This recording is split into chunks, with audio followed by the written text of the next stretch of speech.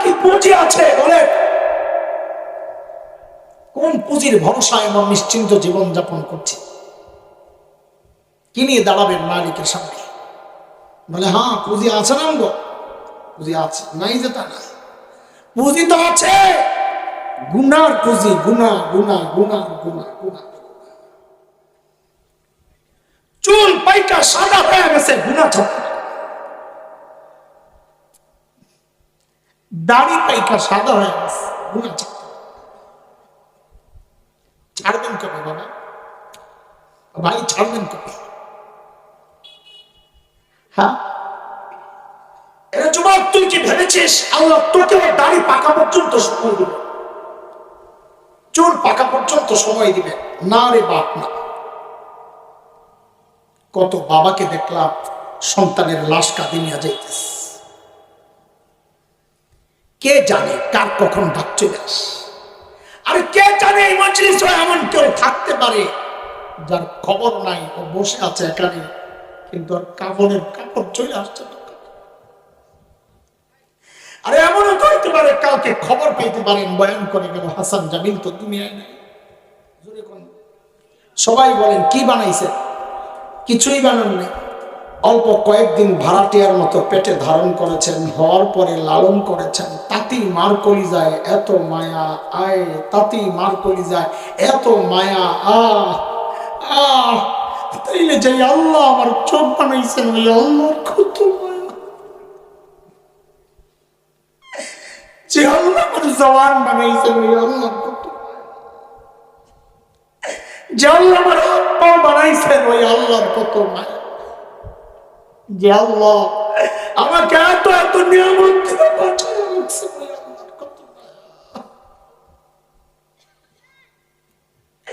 আরে কত মায়া তুমি বুঝো না, কিভাবে বুঝাবো? শোনো না, আমি আর তুমি যখন দরজা লাগাইয়া গুনাহ করি, জানলা বন্ধ, চারদিক বন্ধ, ভেতরে গুনাহ চলতেছে, আমার মালিক আমারে কত ভালোবাসে। ওই গুনাহ অবস্থায় আমার মালিক দরজার নিচে দিয়া যে ফাঁকটা আছে, ওই ফাঁকটা দিয়া বাতাস আর অক্সিজেন পাঠায় দেন যেন আমি মরে না যাই। শাইতানির রাজিম। বিসমিল্লাহির রহমানির রহিম।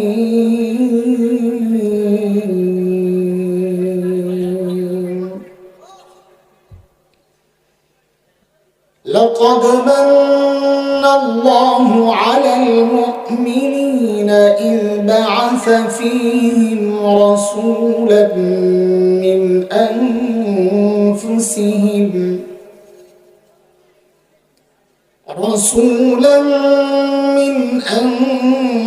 أنفسهم يتلو عليهم آياته ويزكيهم ويعلمهم الكتاب والحكمة وإن كانوا من قبل لفي ضلال مبين.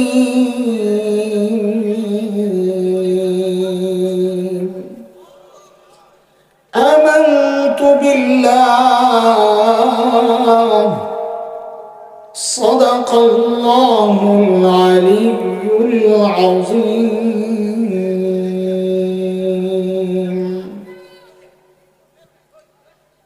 বাইতুল নূর জামে মসজিদ ও মাদানী যুব সংগঠনের উদ্যোগে আয়োজিত চতুর্থ বার্ষিক ওয়াজ ও দোয়ার মাহফিলের এই মুহূর্তের সম্মানিত সভাপতি, অতিথিবৃন্দ, হযরত উলামায়ে কেরাম, মুরব্বিয়ানে আযম, দূর দূরান্ত থেকে আগত ইসলাম প্রিয় সুধী সমাজ, প্রিয় ছাত্র ভাইয়েরা, যুবক বন্ধুরা, পর্দার আড়ালের মা বাবা, আল্লাহ সুবহানাহু ওয়া তাআলার অশেষ মেহেরবানি যে মহান মালিক লাখো কোটি মানুষ থেকে বাছাই করে দিন এই মজলিসে আমাকে আপনাকে আসার বসার, কিছু কথা বলা ও শোনার তৌফিক দান করেছে।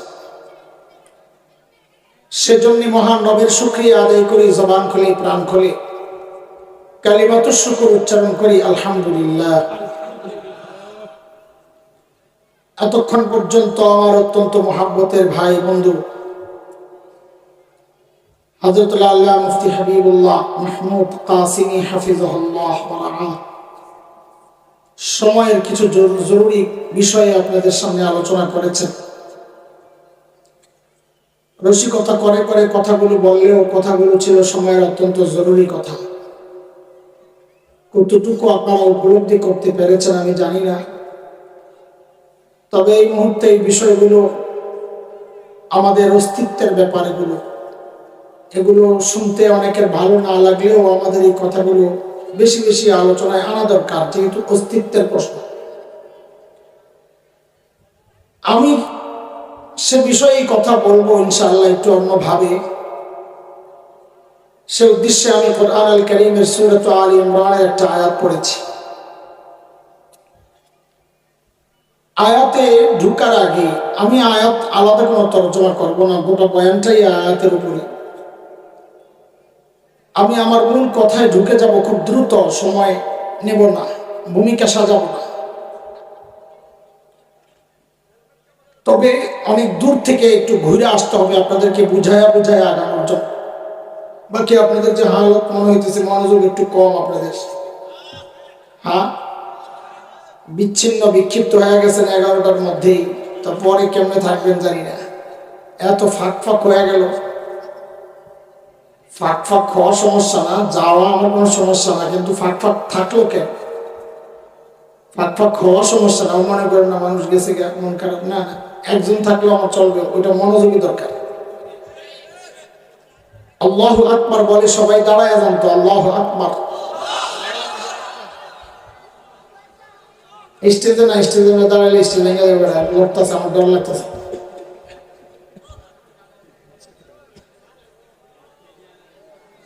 এইবার প্রত্যেকে তার সামনের ফাঁকা জায়গাটা পুরো করে বসেন যদি কথা শুনতে হয়। আচ্ছা, এই বাম সাইডে যারা আছেন মাদ্রাসার ছাত্রদের তো লাগতেছে, ভাই তোমরা ভিতরে ঢুকে যাও না, সামনে আসো না। ওই ঘাড় ব্যাকা করে অত ঢুকে তাকাইতে আমার সমস্যা, ভেতরের দিকে ঢুকে যাও। ডান বাম থেকে ভেতরের দিকে ঢুকে একদম সোজা চলে আসেন, সোজা কথা বলতে সুবিধা আমাদের। হ্যাঁ, বসে যাই বসে যাই।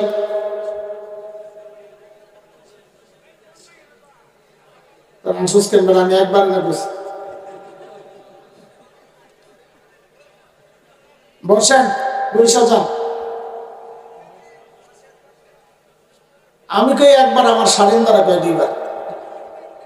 দুইবার করলেই তোমার কিশোরগঞ্জ থেকে বিবারিয়া জায়গা।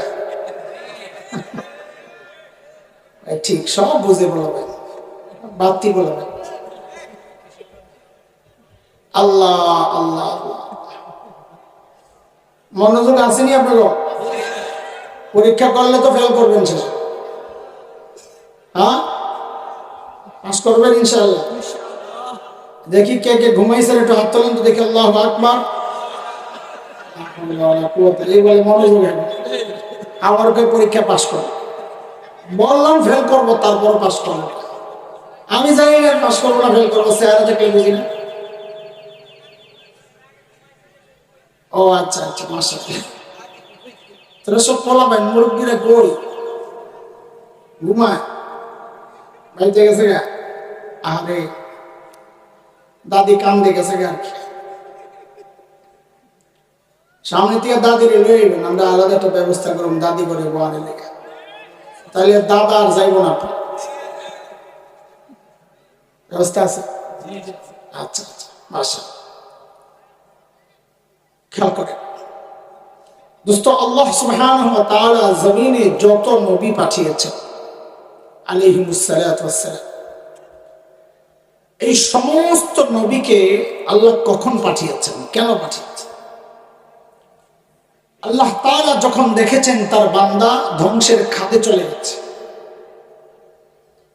ওই বিপন্ন বিপর্যস্ত মানবতাকে রক্ষার জন্য, ওই অসুস্থ মানুষগুলোকে সুস্থ করার জন্য, ওই জাহান্নামের রাস্তায় ছুটতে থাকা মানুষগুলোকে টেনে জান্নাতের রাস্তায় তুলে দেওয়ার জন্য আল্লাহ সুবহানাহু ওয়া তাআলা যুগে যুগে হযরত আম্বিয়া আলাইহিস সালামকে দুনিয়ায় পাঠিয়েছেন। যেমন হযরত মূসা আলাইহিস সালামকে আল্লাহ দুনিয়ায় কখন পাঠিয়েছেন? আল্লাহ তাআলা যখন দেখেছেন বনি ইসরাঈলের উপর ফেরাউন এবং তার বংশের লোকদের এমন নির্যাতন চলছিল যে বনি ইসরাঈল নিঃশেষ হয় প্রায়। নির্যাতনের কিছু ধরন কোরআন আল কারীমের মধ্যে আসছে। যেমন সূরা ইব্রাহিম 6 নম্বর আয়াত, হযরত মূসা আলাইহিস সালামের বক্তব্য থেকে নির্যাতনের কিছু ধরন আসছে। হযরত মূসা বলেন কোরআনের কথা, وَإِذْ قَالَ مُوسَى لِقَوْمِهِ اذْكُرُوا نِعْمَةَ اللَّهِ عَلَيْكُمْ إِذْ أَنْجَاكُمْ مِنْ آلِ فِرْعَوْنَ يَسُومُونَكُمْ سُوءَ الْعَذَابِ وَيُذَبِّحُونَ أَبْنَاءَكُمْ وَيَسْتَحْيُونَ نِسَاءَكُمْ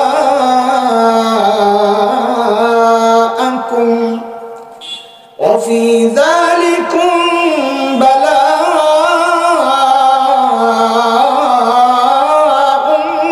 مِّن رَّبِّكُمْ عَظِيمٌ।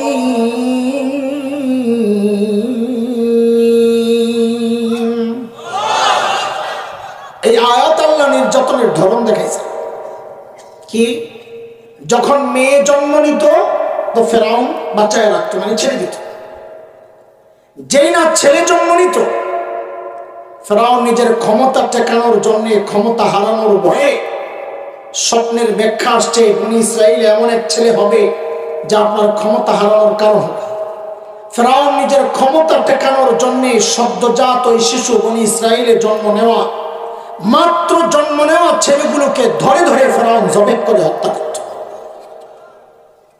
একটু বুঝে শুনে আমাকে জবাব দেন, এই ছোট্ট ছেলে সদ্যজাত মাত্র জন্ম নেওয়া, যার হাড্ডিগুলো এখনো গোশতের মতো নরম, একটু বলেন তো এই ছোট্ট বাচ্চার পক্ষে কি ফেরাউনের মতো এমন শক্তিশালী বাচ্চাকে ক্ষমতা থেকে নামানোর সামর্থ্য ছিল? এটা সম্ভব? তাইলে ফেরাউন এই ছোট্ট বাচ্চারা এত ভয় পেত কেন? এটা আল্লাহ তাআলার একটা সিস্টেম, নিজাম, দুনিয়া পরিচালনার। কেউ যখন হক হয়, সে যত দুর্বল হোক না কেন, কেউ যখন বাতিল হয়, সে যত শক্তিশালী হোক না কেন, আল্লাহর সিস্টেমই এটা। আল্লাহ ওই দুর্বল হকের ভয় শক্তিশালী বাতিলের কলিজায় ঢুকায়। এর এক জ্বলন্ত প্রমাণ হচ্ছে বাংলাদেশের আলেম ওলামা। দুনিয়ার কত জায়গায় দেখছি। আমার ছোট্ট উপলব্ধি, ছোট মানুষ আমি, সারা দুনিয়ার মধ্যে সবচেয়ে নিরীহ প্রাণীর নাম বাংলাদেশের আলেম ওলামা। আহারে শাইখুল ইসলাম আল্লামা আহমদ শফি নওয়ারাল্লাহু মারকাদাহ জীবন সায়ান্নে জীবনের শেষ সময়টা যখন পার করছিলেন, মানুষটা হুইল চেয়ারের মধ্যে সোজা হয়ে বসে থাকতে পারতেন না, কাত হয়ে যেতেন। আল্লামা হাফেজ জুনায়েদ বাবুনগরী নওয়ারাল্লাহু মারকাদাহ মানুষটা সোজা হয়ে দাঁড়ায়া থাকতে পারতেন না, পা কাজ করত না। অথচ আমরা কি দেখলাম? এই দুর্বল মানুষগুলোর ভয়ে সারা দুনিয়া ছিল অস্থির। কেন? দুর্বল হলে কি হবে? যেহেতু হক, আল্লাহ এই দুর্বল হকের ভয় শক্তিশালী তাগুতের কলিজায় ঢুকায় দিয়েছে। কথা বুঝতেছেন আপনারা? শুনে আজকে কিন্তু বড় মুখস্থ করা লাগবে ইনশাআল্লাহ। হ্যাঁ, পুরা বয়ান আজকে আগা গোড়া একদম পুরা মুখস্থ করে তারপরে যাও। আমি একটু ক্লান্ত, আজকে অসুস্থ, শরীরটা ভালো না, তাড়াহুড়ো করে আসছি। শুনছি দোস্তের খুব চাপ পড়ে গেছে, শিডিউল একটু রাস্তায় সমস্যা হয়েছিল, এখান থেকে যাইও আরো 2 প্রোগ্রাম আছে দোস্তের, তাই এই জন্য তাড়াহুড়া করে আসছি যে ঠিক আছে বেচারা আল্লাহ বান্দারি রিলিজ করে দিই। আমি আর রেস্ট নেই, খাইও নাই, বাস এমনি এসে বসে বসছি না, খাওয়ার জন্য বলতেছি না, মানে এমনি আজকে অসুস্থ। বলার উদ্দেশ্য হচ্ছে এই দোয়াটার জন্য, এই দোয়াটার জন্যই বলছি আপনারা একটু দোয়া করেন যেন আল্লাহ আমাকে সহজে বলার তৌফিক। আমার জন্য দোয়া করেন, তাও তো আস্তে আমিন করেন। মিয়া জোরে কইলে তো আল্লাহ কবুল করে না, করে সন্দেহ আছে। জোরেরটাই কবুল হয় কিনা সন্দেহ এরা আসতে পারে।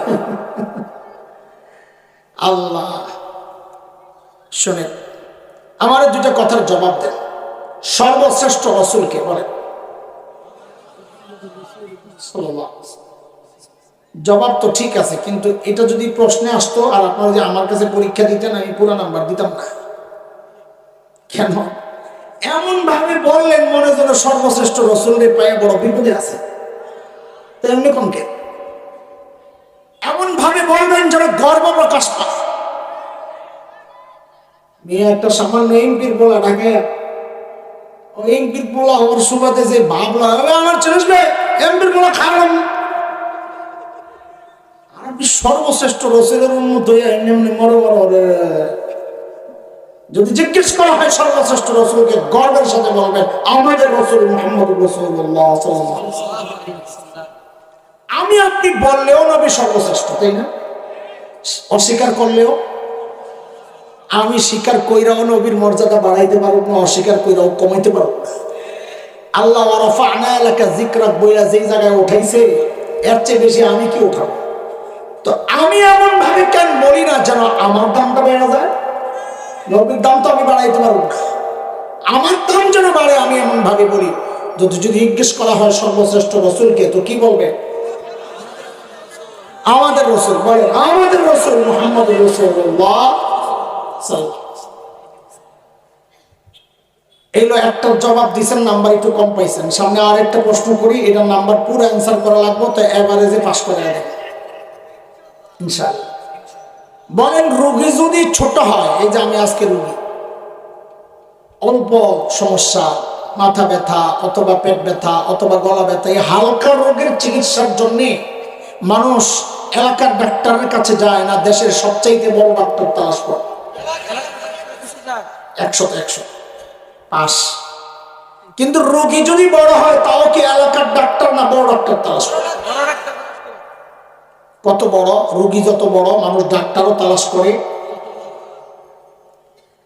চলেন বুঝেন কথা। যেহেতু আল্লাহ তাআলা নবীদেরকে দুনিয়ায় পাঠিয়েছেন দুনিয়ার অসুস্থ মানুষের চিকিৎসার জন্য, এই মাথা ব্যথার চিকিৎসা না, আত্মিক রোগ, আত্মিক অন্তরের রোগ। বুঝা গেল আল্লাহ সর্বশ্রেষ্ঠ রাসূলকে ওই যুগে পাঠাইছেন যেই যুগের মানুষগুলো ছিল মানব ইতিহাসের সবচাইতে জঘন্য আর খারাপ মানুষ। কেমনে বুঝলেন আপনি? বলে ডাক্তার যেহেতু সবচাইতে বড়, বোঝা গেল রোগীও সবচাইতে বড়। বুঝলেন? এই যুগটাকে বলা হয় আইয়ামে জাহিলিয়া। কি বলা হয়? বর্বরতার যুগ। বর্বরতার মাত্রা এত দূর কেমনে গেছে? কারণটা কি? এত খারাপ ওরা কেমনে হয়েছে? তা আমাদের হাকিমুল ইসলাম কারি তৈয়ব রহমতুল্লাহ আলাইহি দারুল দেওবন্দের প্রায় 50 বছরের প্রিন্সিপাল মুহতামিম হযরত বলেন, আরবের ওই মানুষগুলো এতটা বর্বর হওয়ার পেছনের মৌলিক কারণ দুইটা। কারণের অভাব নাই, মৌলিক কারণ। বলেন মৌলিক কারণ। 1 নম্বর জাহালত, অজ্ঞতা, লেখাপড়া নাই, মানুষ যা ইচ্ছা তাই করে। 2 নম্বর চারিত্রিক অধপতন, চরিত্র নষ্ট। দেখেন দুইটার একটা না থাকলেও মানুষ অপরাধ করে। যেমন একজন ইঞ্জিনিয়ার, সে শিক্ষিত না মূর্খ?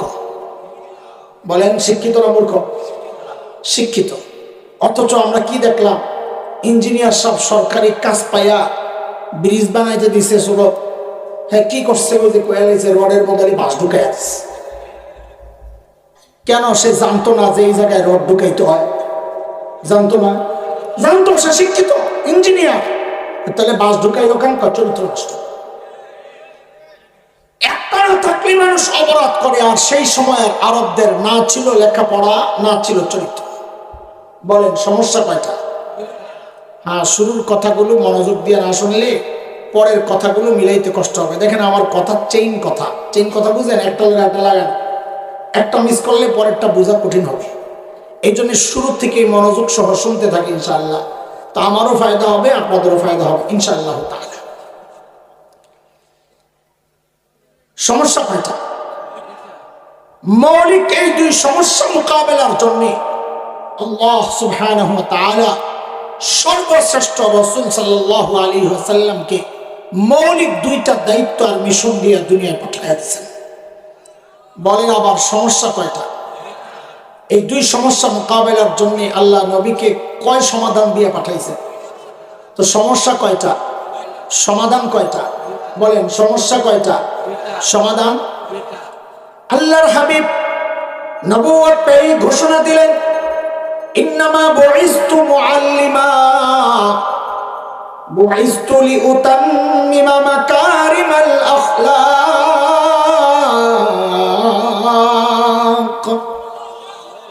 নবী ঘোষণা দিলেন, আল্লাহ আমাকে শিক্ষক বানায়া দুনিয়ায় পাঠাইছেন। কি বানায়া? আমাদের নবী কি ছিলেন? সবাই বলেন, এটা মুখস্থ করা লাগবে। এই কথাটার টাইমে আমি আরো আগাইতে হবে। আমাদের নবী কি ছিলেন? আমাদের নবীকে বলা হয় উম্মি নবী। উম্মির অর্থ না বুঝার কারণে অনেকে বলেন জাহেল, মূর্খ। নাউযুবিল্লাহি মিন যালিক। আরে আমার নবী মূর্খ হবেন থাক দূরের কথা, আমার নবী ছিলেন সব শিক্ষিত মানুষের শিক্ষক। বলেন আমাদের নবী কি ছিলেন? শিক্ষক। বলেন কি ছিলেন? এটা মনে রেখেন, আমি পরে আবার আসবো ইনশাআল্লাহ। নবীকে আল্লাহ শিক্ষক বানায় পাঠাইছেন কেন? ওই মূর্খ মানুষগুলোর শিক্ষিত বানানোর জন্য। রোগ একটা, সমাধান একটা। দুই নম্বর নবী বলেন,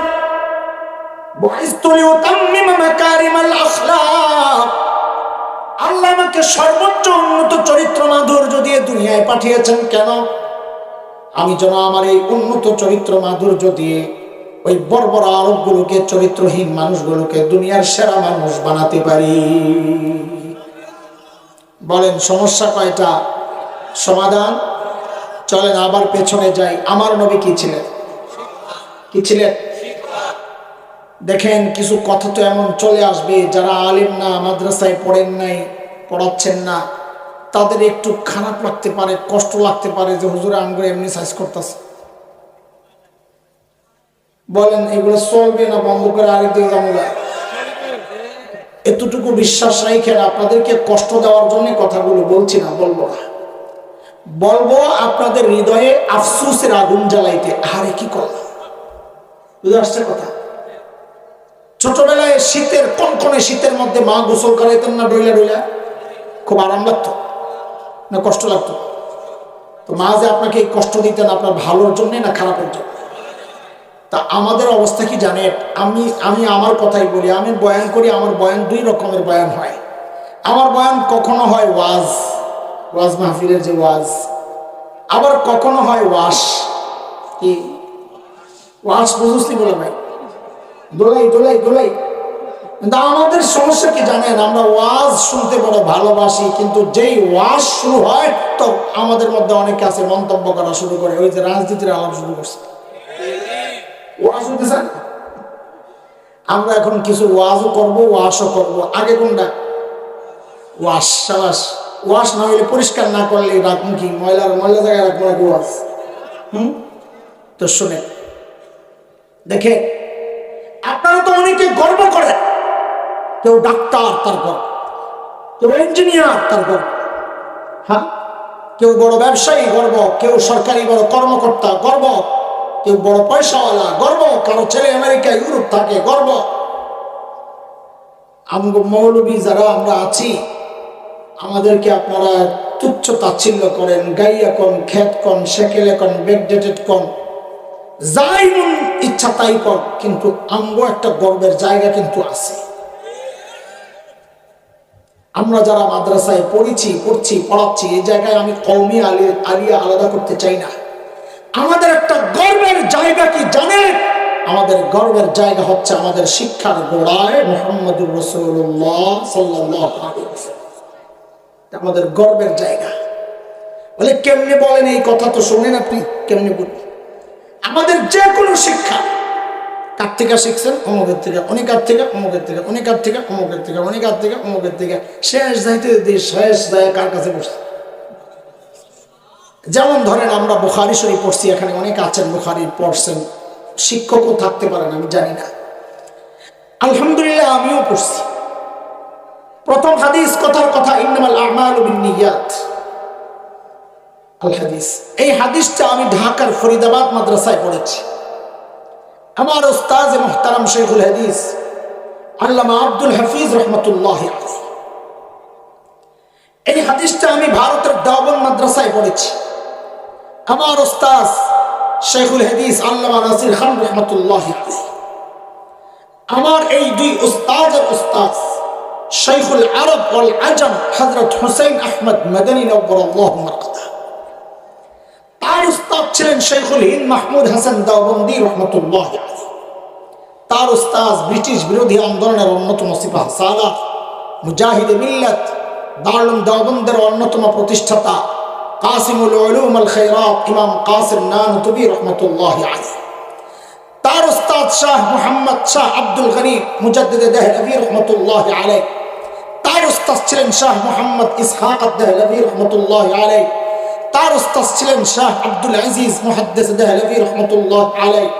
তার উস্তাদ ছিলেন শাহ ওয়ালিউল্লাহ মুহাদ্দিস দেহলভী রহমতুল্লাহ আলাইহি।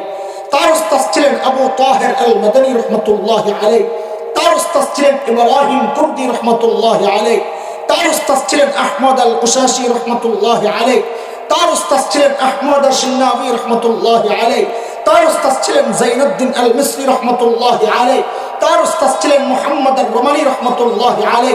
তার উস্তাদ ছিলেন আহমদ ইবনে আলী আল হাজার আসকালানি রহমতুল্লাহ আলাইহি। তার উস্তাদ ছিলেন ইব্রাহিম আত-তানুখি রহমতুল্লাহ আলাইহি। তার উস্তাদ ছিলেন আবুল আব্বাস আল হাজ্জার রহমতুল্লাহ আলাইহি। তার উস্তাদ ছিলেন আবু আলী আজ-জুবাইদি রহমতুল্লাহ আলাইহি। তার উস্তাদ ছিলেন আবুল ওয়াক্ত আস-সিবজি রহমতুল্লাহ আলাইহি। তার উস্তাদ ছিলেন আবুল হাসান আদ-দাউদি রহমতুল্লাহ আলাইহি। তার উস্তাদ ছিলেন আবু মুহাম্মদ আস-সারাখসি রহমতুল্লাহ আলাইহি। তার উস্তাদ ছিলেন আবু আব্দুল্লাহ ফিরাবি রহমতুল্লাহ আলাইহি। তার উস্তাদ ছিলেন মুহাম্মদ ইবনে ইসমাঈল ইমাম বুখারী রহমতুল্লাহ আলাইহি। তার উস্তাদ ছিলেন হুমায়দি রহমতুল্লাহ আলাইহি। তার উস্তাদ ছিলেন সুফিয়ান আস-সাউরি রহমতুল্লাহ আলাইহি। তার উস্তাদ ছিলেন ইয়াহইয়া ইবনে সাঈদ আল আনসারী রহমতুল্লাহ আলাইহি। তার উস্তাদ ছিলেন মুহাম্মদ ইবনে ইব্রাহিম আত-তাইমি রহমতুল্লাহ আলাইহি। তার উস্তাদ ছিলেন আলকামা ইবনে ওয়াক্কাস আল-লাইসি রহমতুল্লাহ আলাইহি। তার উস্তাদ ছিলেন উমর ইবনুল খাত্তাব রাদিয়াল্লাহু আনহু। তার উস্তাদ ছিলেন মুহাম্মদুর রাসূলুল্লাহ সাল্লাল্লাহু আলাইহি ওয়াসাল্লাম। এটা আমাদের গর্ব, আমাদের শিক্ষার গোড়ায় মুহাম্মদুর রাসূলুল্লাহ সাল্লাল্লাহু। এখন একটু বিনয়ের সাথে আপনাদেরকে জিজ্ঞেস করি, যারা মাদ্রাসায় পড়েন নাই, যারা মাদ্রাসার সাথে নিজেকে যুক্ত করেন নাই কোনোভাবে, বিনয়ের সাথে জিজ্ঞেস করি আপনাদের শিক্ষার গোড়ায় কি? হাগুরা থাকবে, কিন্তু বিষয়টা না, আমাদের কলিজার ব্যথাগুলো একটু বুঝার চেষ্টা করেন। সব জায়গায় রাজনীতির গন্ধ খুঁজেন না। আপনাদেরকে জিজ্ঞেস করি, এই গর্বের পরিচয়টা দেওয়ার জন্য মৌলবীরা আল্লাহর কাছ থেকে ঠিকাদারি লয় নাই, যার কেউ দিতে পারবে না, কিন্তু আপনি পারছেন না কেন? কে আপনাকে ঠকাইছে, বঞ্চিত করছে? যারা আপনার সামনে ঐক্যচুক্রীরা, যারা আপনার সামনে, আপনার সন্তানের সামনে এমন এক সিলেবাস রেখেছে, যে সিলেবাস পড়ে এই গর্বের পরিচয়টা দেওয়া যায় না। আপনাকে বঞ্চিত করেছে আল্লাহ, এক গর্বের পরিচয় থেকে তো বঞ্চিত করেছেই। আরেকটা গর্বের পরিচয় আমাদের, আমরা কার সন্তান? কার সন্তান? না, আজকে থেকে একটু ঘুরাইয়া বলবেন, আমি যা শিখাই দিই তা বলবেন। বলবেন আমরা নবী আদমের সন্তান। বলেন, গর্ব যখন করবেন, আপনার বাবা এমপি সাহেব, নাম হইল আব্দুল্লাহ, আপনি যখন গর্বের সাথে বলবেন তখন কি বলবেন? আমি আব্দুল্লাহ সাহেবের পোলা। কি করবেন? এমপি আব্দুল্লাহর পোলা, এমপি আব্দুল্লাহর ছেলে আমি। গর্বের সময় গর্বের শব্দগুলো বলতে হয়। আপনি যখন গর্বের সাথে বলবেন কার সন্তান? কার সন্তান? নবী আদমের সন্তান। তাহলে নবী বাড়াইলেন কে? কারণ আছে, জিদ করে বাড়াইছে। মানুষ গণনার এই সিস্টেমের নাম ছিল আগে আদমশুমারি। কি ছিল? ওরা এখন আদম কাইটা নতুন নাম দিছে জনশুমারি। কি নাম দিছে? কেন আদম কাটলো? কেন আদম তোরে কোন জায়গায় খোসাইছে, কাটলি কেন? আমাদের জিজ্ঞাসা, কেন কাটলি? কারণ হচ্ছে মাথায় ঢুকছে আসলে আমরা আদমের সন্তান না, আমাদের পূর্বপুরুষরা সিরিয়াখানার থেকে পালাই আসা বান্ধব। পেঁচ লাগিয়ে গেছে গা, তো লাগাইছি কি এখন? জনশুমারি। ওরা আদম কাটছে, আমরা আদমের ডাবল করুম। আগে কইতাম আদম সন্তান, এখন কম নবী আদমের সন্তান। ওরা বাড়বে আমরা বাড়াবো, কথা বল ঠিক কিনা? কিছুদিন আগে কুচক্রীরা আরেকটা চক্রান্ত করেছিল আপনার সন্তানকে। আগে তো গর্বের পরিচয় থেকে বঞ্চিত করেছে, বলতে পারেন না শিক্ষার গোড়ায় মুহাম্মদুর রাসূলুল্লাহ সাল্লাল্লাহু আলাইহি ওয়াসাল্লাম। আরেকটা গর্বের পরিচয়, আমরা নবীর সন্তান। এই গর্বের পরিচয় থেকে বঞ্চিত করার জন্য একটা নতুন সিলেবাস ওরা প্রণয়ন করেছিল। এই মোল্লাদের চিৎকার চেঁচামেচি আর প্রতিবাদের মুখে ওরা পিছু হটতে বাধ্য হয়েছিল। মাননীয় প্রধানমন্ত্রী হস্তক্ষেপ করেছে, বাধ্য হয়েছে তারা পিছু হটতে। কিন্তু আপনাদের কাছে আমাদের জিজ্ঞাসা, এই চিৎকার মৌলবীরা কেন করবে? এই প্রতিবাদ মৌলবী কেন করবে? আমার সন্তান তো এই ঘোড়ার টিমের সিলেবাস পড়ে না। আমার সন্তান তো ইনশাআল্লাহ কালা কালা রাসূলুল্লাহ পড়বে। চিৎকার চেঁচামেচি করার কথা আপনাদের, আপনারা চুপ ছিলেন, শুধু চুপ থাকেন নাই। কোন পোড়া কপাল যারা চিৎকার চেঁচামেচি করেছে, তাদের বিরুদ্ধাচরণ করেছেন, তাদেরকে সন্ত্রাসী আখ্যা দেওয়ার চেষ্টা করেছেন, জঙ্গি আখ্যা দেওয়ার চেষ্টা করেছেন, স্বাধীনতা বিরোধী আখ্যা দেওয়ার চেষ্টা করেছেন, সন্ত্রাসী আখ্যা দেওয়ার চেষ্টা করেছেন, দেশদ্রোহী আখ্যা দেওয়ার চেষ্টা করেছেন, দলের বিরোধী আখ্যা দেওয়ার চেষ্টা করেছেন, সরকার বিরোধী সাব্যস্তের চেষ্টা করেছেন। দোস্ত, সব জায়গায় রাজনীতি তালাশ করেন না। এটা রাজনীতির ব্যাপার না, এটা আমার ঈমানের ব্যাপার, এটা আমার আকীদা বিশ্বাসের ব্যাপার, এটা আমার চেতনার ব্যাপার।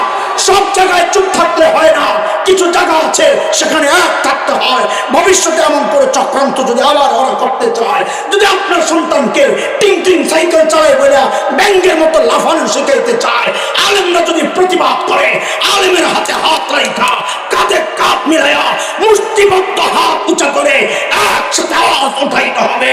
বাংলাদেশে নাস্তিকতার চর্চা করতে দেওয়া হবে না, দেওয়া হবে না, দেওয়া হবে না।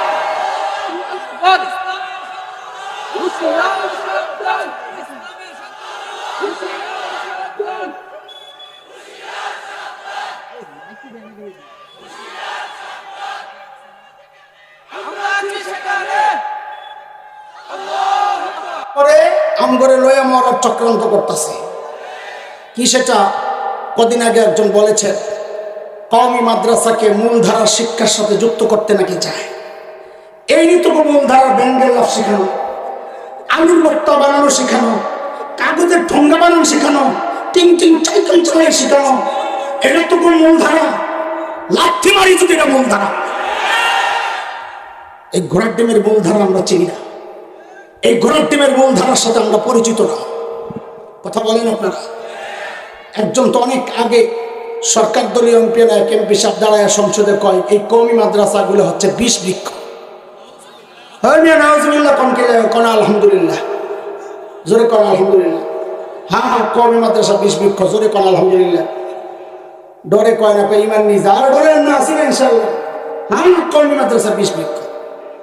কেন, কেমনি যোগ ছিলেন? যোগ, হ্যাঁ, সুবহানাল্লাহ, ছিলেন তো আল্লাহ। দোস্ত, লবণ আছে না, মানুষের জন্য একটা জরুরি আইটেম খাবারের, তাই না? কিন্তু জোকের মাথায় যদি একটু লবণ দেন, জোকের কি অবস্থা? শেষ। কারণ জোকের জন্য লবণ কি না জরুরি আইটেম না, বিষ। জোকের জন্য হ্যাঁ, কওমি মাদ্রাসা ২০ বৃক্ষ, কথা ঠিক। কিন্তু যারা মানুষ, তাদের জন্য এটা সবচেয়ে বড় নিয়ামত আল্লাহ। কিন্তু যারা মানুষের রক্ত চুষে চুষে খায়, ওদের জন্য এটা জরুরি আইটেম না, ওদের জন্য ২০ বৃক্ষ। কথা তো ঠিকই আছে। কত আলহামদুলিল্লাহ কেন পড়াইলেন? বুঝালেন খামাখা কই না। আপনি লবণের চাষ করতেছেন কক্সবাজার, মহেশখালী, ওখানে লবণের চাষ হয়, স্যাম্পল আসছে, আপনি ম্যানেজারে ডাক দিচ্ছেন, আরে আমগো লবণ এটা সলিড না ভেজাল, একটু পরীক্ষা করা দরকার। তো ম্যানেজার কয়, স্যার আমার কাছে একটা ব্যবস্থা আছে। বলে কি? আইতাছি। যাই একটা যোগ ধরে লইছে, আইনা মালিকের টেবিলের উপরে ছেড়ে দিছে, ছাইরা লবণ একটু দিছে, দেখে যে যোগ মরে না, একটা জায়গা। এখন কোন এই লবণ সলিড না ভেজাল? কারণ যোগের গায়ে। তখন আপনি আলহামদুলিল্লাহ কইবেন না, হতাশার জন্য ইন্নালিল্লাহ কইবেন। আমার লবণ ভেজাল, যোগ মরে না। কিন্তু যদি দেখেন যোগটার মাথায় লবণটা দেওয়ার সাথে সাথে যোগটা ছটপট শুরু করছে, ছটপট এই লাফাইয়া লাফাইয়া কতন পরে শেষ, তো কি বুঝবেন লবণ সলিড না ভেজাল? তখন কি করবেন? ইন্না লিল্লাহি না আলহামদুলিল্লাহ। আর ওই জন্যই তো আলহামদুলিল্লাহ পড়াইছি। যারা কয় কওমি মাদ্রাসা 20 বৃক্ষ, আমরা কই মাশাআল্লাহ আলহামদুলিল্লাহ। তাইলে বোঝা গেল আমাদের খেদমত গুলা ভেজাল না সলিড, কারণ ঝোঁকের মাথায় লাগছে। এখন কি করবে?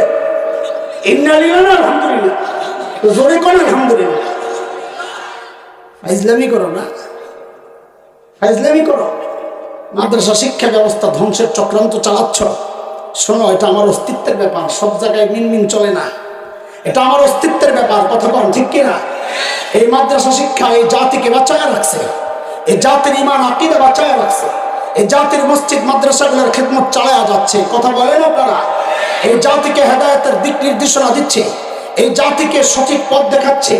এই মাদ্রাসাগুলো না থাকলে এই দেশগুলো কুত্তার শেয়ারের দেশ হয়ে যাবে। কথা বলতে কাজে আমাদের স্পষ্ট পায়গা, এই জায়গায় কোনো মিনমিনের কোনো ব্যাপার নাই।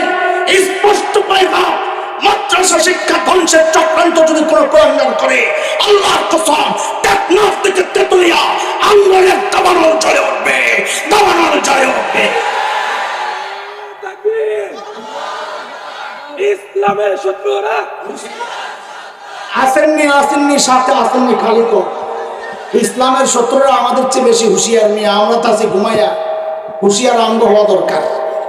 হ্যাঁ, খালি স্লোগান দেয় উল্টা পাল্টা। জেহাদ জেহাদ জেহাদ চাই, জেহাদ করে বাঁচতে চাই। তুই বাঁচলে জেহাদ করতে যাবি কেন? হ্যাঁ, জেহাদে যাইবই তো মরার জন্য, কথা বল না। শাহাদাতের তামান্না করে তো জেহাদে যাবে। কই জেহাদ করে বাঁচতে চাই, তুই বাঁচবি, তুই যাবি কেন? তুই যাওয়ার দরকার নাই, কারণ তুই পালাইয়া যাবি, বাঁচা লাগবে তো। পালাই না, লোকের দরকার নাই। জেহাদ করে শহীদ হতে চাই না, কি কর?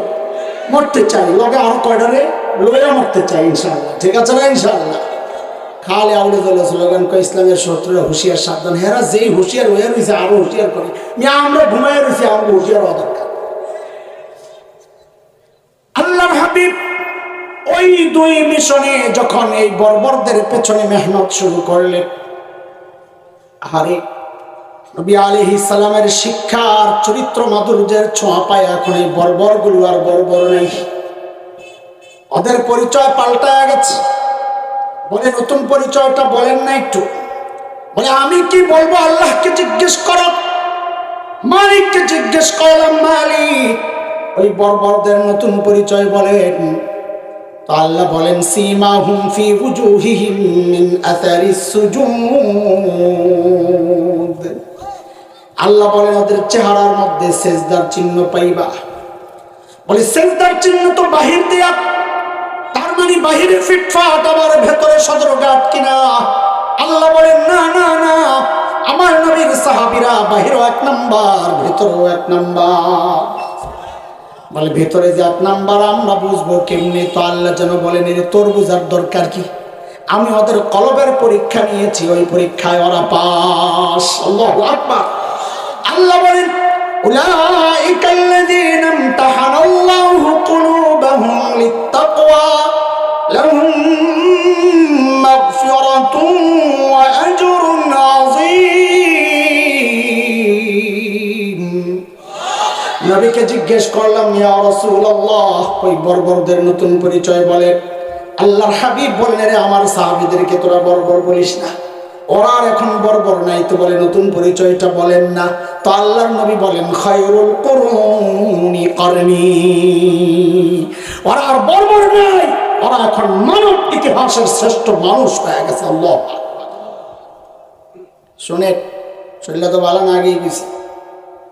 এত লম্বা কথা কইতার না, জেরা যেমনি চলতেছি, রাত শেষ হয়ে যাব, খামাকা শেষে পরে দেখবেন যে হইয়া পড়ছি 11:30 বেজে গেছে, বেজে গেছে। বয়ানের এখন অর্ধেক যেতারি নেই, আজ এরা কাম শেষ। আল্লাহ, কিছু লোক জানগা না, তাহলে তো মানুষ বুঝবো যে বেশি ভালো লাগতেছে না, আমারও তাড়াতাড়ি শেষ করার একটা ইচ্ছা জানে। হ্যাঁ, জালেমের গোষ্ঠী জানে। চলেন বয়ানটারে ছোট করে লাই। আপনার মুখস্থ করবেন না? করবেন না? করবেন না? বাড়িতে নেওয়া লাগবে আজকে বয়ান তো। নিতে হইলে মুখস্থ করা লাগবে, বোঝা লাগবে। এই জন্যে চলেন যেন মুখস্থ করা সহজ হয়। পুরা বয়ানটারে একটা ছোট্ট সুতার মধ্যে গাইতে দিই, যেন ওটা পকেটে ফেটে লয়ে জানবেন। ঠিক আছে না? ইনশাল্লাহ একদম পুরা বয়ান 100তে গেঁথে দিই। এই পর্যন্ত যা বলেছি, সামনে যা বলবো ইনশাআল্লাহ পুরা বয়ানটা 6 কথার বয়ান। বলে সবাই বলে কয় কথা? আরো জোরে, একসাথে, জুয়ান বুড়া, মিলেমিশে, কয় কথা? সাহাবীদেরকে নিয়ে 3 কথা, আর আমার মতো জাহেলকে নিয়ে 3 কথা। কয় কথা? এই 6 কথা মুখস্থ করলে রাখলে দেখবেন পুরো বয়ান আপনার মাথায় পকেটে। কোন মাহফিলে যায় যদি দেখেন বক্তা আসে নাই, কইবেন আমার একটা ওয়াজ মুখস্থ আছে, সুযোগ দিলে একটু করে নাই। পারবেন না ইনশাআল্লাহ? আপনি শখ আছে, আমরা কি করে খাবো? আল্লাহ, কয় কথার বয়ান বলে? সাহাবীদেরকে নিয়ে আমি যা বলি হুবহু আমার সাথে তাই বলবেন, জবাব দিয়েন না। আমি যা বলি ওইটাই উচ্চারণ করবেন। বলেন ওরা ছিল কি? অবাক হওয়ার মতো একটা ভাব নিয়ে বলেন হইল কি? সবাই বলা লাগবে তো, সবাই মুখস্থ করবেন না তো? সবাই বলে ওরা ছিল কি, হইল কি, মাঝখানে ঢুকলো কি? আচ্ছা বুঝেন তো, বলতে মজা লাগবে। ওরা ছিল কি? ছিল মানব ইতিহাসের সবচাইতে খারাপ মানুষ। এটা কোথেকে কর আপনি? কয় ভাই সূত্র মিলাও, হিসাব সোজা। যেহেতু আল্লাহ ডাক্তার পড়াইছেন সবচেয়ে বড়, বোঝা গেল রুগীও সবচেয়ে বড়। হিসাব সোজা না কঠিন? তো বলেন ওরা ছিল কি? বলেন সবাই বলেন। সবচেয়ে খারাপ মানুষ কি ছিল? হইল কি? সবচাইতে ভালো মানুষ। আরে আশ্চর্য, সবচেয়ে খারাপ মানুষটি সবচেয়ে ভালো মানুষ হয়ে গেল। মাঝখানে কি ঢুকছে রে? কয় কোরআন। মাঝখানে কি ঢুকছে? কিসের ছোঁয়া এই পরিবর্তন? বলে না। আবার বলেন, মুখস্থ করেন, বলেন ওরা ছিল কি? অবাক হওয়ার মতো ভাব নিয়ে বলতে হবে হইল কি, মাঝখানে ঢুকলো কি? কয় কথা হয়েছে? এর এই পাশে একটা পোটলা বাইন্দা গিট্টে দিয়া রাখেন, আবার পরে বাইর করতেছি একটু পরে ইনশাআল্লাহ। চলেন আমার মতো জাহেলদেরকে নিয়ে কয় কথা? 3 কথা। দেখেন সাহাবায়ে কেরাম যেই পাপাচার জাহালতকে ছাড়লেন, নারী, মদ, জুয়া, মারামারি, কাটাকাটি, ডাকাতি, এই সব ছাড়লেন। আমরা কি করলাম? এই সমস্ত অপরাধগুলোর আঁকড়ায় ধরলাম, ঠিক কিনা? সাহাবায়ে কেরাম যে কোরআন ধরে সর্বশ্রেষ্ঠ হয়ে গেলেন, আমরা সেই কোরআনকে ছাড়লাম। কারণ আমরা তো টিং টিং সাইকেল চালাই, শেখানো লাগবে তো কোরআন কি করছি? ছাড়ছি। এটা আমাদের গর্বের কাজ হয়েছে না আফসোসের পরে? হ্যাঁ ও ভাই, আমি যেন এটা না দেখি তো আমার মনোযোগ নষ্ট হয়। পড়াইতেছি না, ক্লাসের মধ্যে মনোযোগ পিছন দিয়ে পিছন দিয়ে দাও, যেন আমি না দেখি। হালকা দাও, জোরে দাও, বিষয় না, আমার চোখে না পড়লে হয়েছে, তাহলে তোমার খবর আছে। তা আমাদেরকে নিয়ে কয় কথা? এবার বলেন ধরলাম কি? একটা আফসোসের ভঙ্গি নিয়ে বলেন ছাড়লাম কি? আবার ধরলাম কি, ছাড়লাম কি? হাত ওঠা, এরকম হাত ওঠা, কপালে একটা জোরে বাড়ি বাড়ানোর বলেন আরে করলাম কি? এটা একটু মিঠা মিঠা হয়ে গেছে, আর একটু কলিজার নিচের থেকে পোড়া গন্ধ যেন বাইর হয়। আরে করলাম কি? বলেন। আর হাসুস তোর আমার জান বেড়ে যেতেছে। বলেন ধরলাম কি, ছাড়লাম, আরে করলাম কি? কয় কথা হয়েছে? সাহাবীদেরকে নিয়ে কয় কথা? বলেন ওরা ছিল কি, হইল কি, মাঝখানে ঢুকলো কি? আমগুলো নিয়ে কয় কথা? ধরলাম কি, ছাড়লাম কি, আরে করলাম কি? এই 3 কথা এই পাশে, 3 কথা এই পাশে। এই পোটলা বাইর করে একটা উদাহরণ দিব ইনশাআল্লাহ, যে কি মানুষ কি হয়ে গেছে। আর এই পাশের পোটলাটা রাখেন, এটা পরে কথা বলবো ইনশাআল্লাহ, ঠিক আছে ইনশাআল্লাহ? এই যে ছোট্ট করে দিলাম, দেখছেন এই 6 কথা দিয়ে একটা বাউন্ডারি দিলাম। এই বাউন্ডারির বাইরে দেখবেন আমি নাই, ভিতর দিয়ে ঘুরে ঘুরি করতেছি। এর বাইরে যাবো না ইনশাআল্লাহ, কয় কথার ভিতরে থাকবো। এই পুরা বয়ান দেখবেন এই 6 কথার ভিতরেই ঘুরতেছি। আগে যা কইছি পরে যা সব এক, ভিতরে ঘুরতেছি। তাহলে আপনাদের জন্য সহজ হয়ে গেল, আটকাই দিছি, যাওয়া যায় নাম নাই। তো বলেন সাহাবীদেরকে নিয়ে কয় কথা? বলেন ওরা ছিল কি? মাশাআল্লাহ, ছাত্র ভালো আছে দেখা যায়। একটা উদাহরণ দেই। কিসের উদাহরণ? হইল কি, ছিল কি, হইল কির উদাহরণ। ছিল কি, হইল কির উদাহরণ। মানে কি মানুষটা কি হয়ে গেছে? ছিল সবার চেয়ে খারাপ মানুষ। কোরআনের ছোঁয়া, ইসলামের ছায়াতলে এসে নবী আলাইহিস সালামের চরিত্র মাধুর্যের ছোঁয়া পাইয়া এই সবচেয়ে খারাপ মানুষগুলো সবচেয়ে ভালো মানুষ হয়ে গেল। একটা উদাহরণ দিই আপনাদেরকে। আল্লাহর নবীর এক সাহাবী হযরত সাঈদ ইবনে আমির আল জুমাহি রাদিয়াল্লাহু মুসলমান হয়েছেন একটু দেরিতে, হিজরতের পর। দেরিতে মুসলমান হলে কি হবে? ঈমান ছিল বড় পাক্কা। কতটা পাক্কা একটা উদাহরণ শুনলেই বুঝবে। সাইয়েদনা ওমর রাদিয়াল্লাহু আনহু যখন খলিফা, ওমর নরম না গরম? কেমন গরম?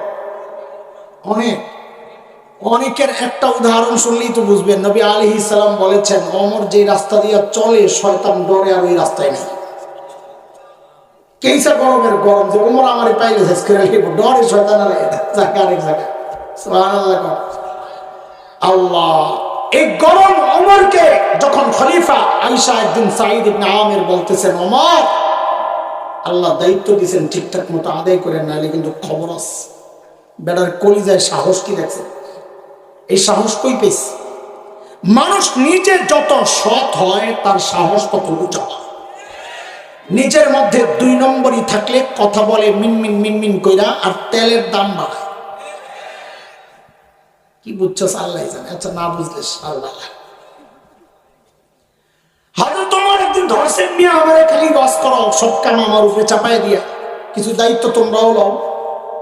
তো জোর করে ধরে সিরিয়ার এক শহর হিমসের গভর্নর বানাইয়া পাঠাইয়া দিছে। আমরা তো বলছি লাইনে কথা বলবো, এক লাইনে, একটু মাঝে মাঝে বাইরে যাব আবার চলে আসবো, লাইনের কথা বোঝানোর জন্য যাচ্ছি বাইরে। দেখেন, যেই অঞ্চলের মানুষ যত ধনী হয়, ওই অঞ্চলের জনপ্রতিনিধি যারা মেম্বার, চেয়ারম্যান, এমপি, তারাও ওইরকম ধনী হয়। এলাকার একটা প্রভাব। আজকের দুনিয়ায় Bangkok, Singapore, Thailand, Dubai, Abu Dhabi, Karachi, Bombay, আমাদের চিটাগাং, এগুলো যেমন বাণিজ্যিক শহর, ওই সময়ে গোটা দুনিয়ার বাণিজ্যিক শহর ছিল সিরিয়া। কে? কোনটা? এবার একটু বুঝেশনের জবাব দেন তো, সেই সিরিয়ার শহর হিমসের গভর্নর ধনী হওয়ার কথা না গরিব হওয়ার কথা? কেমন ধনী? সময়ের সেরা ধনী। কেমন ধনী হওয়ার কথা? সময়ের সেরা ধনী। দেখেন কত বড় ধনী। আহারে, মানুষগুলো ছিল কি, হইল কি বুঝাইতেছে? গোড়া ঠিক রেখে কি বুঝাইতেছে? ছিল কি? হিমস থেকে এক দল আসছে হযরত ওমরের সাথে সাক্ষাৎ করার জন্য। হযরত ওমর তাদের সাথে কথাবার্তা বলেন, তোমরা একটা কাজ করো, হিমসের গরিবদের একটা লিস্ট দাও, আমি রাষ্ট্রীয় কোষাগার থেকে, বাইতুল মাল থেকে ওদের জন্য কিছু বরাদ্দ দিয়ে দিই। বেড়ারানা সুযোগ পাইয়া লিস্ট একটা করছে বড়, নিয়ে হযরত ওমরের সামনে পেশ করছেন। ফুকারা হিমসের গরিবদের লিস্ট। আল্লাহ, হযরত ওমর লিস্টের দিকে তাকায়া অবাক হইয়া তাকায়া আছেন, নজর ফিরাইতে পারেন না। কেন জানেন? যাহারে দেখেন কি, ওই লিস্টের শুরুর দিকেই হিমসের গভর্নর সাঈদ ইবনে আমির আল জুমাহির নাম।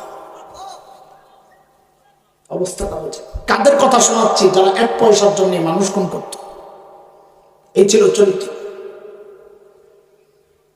সাইয়েদনা ওমর জানতে চাইলেন, আমি এরকম ফাঁকে এরকম কি ব্যাপার? তোমাদের গভর্নর বুঝি গরিব মানুষ?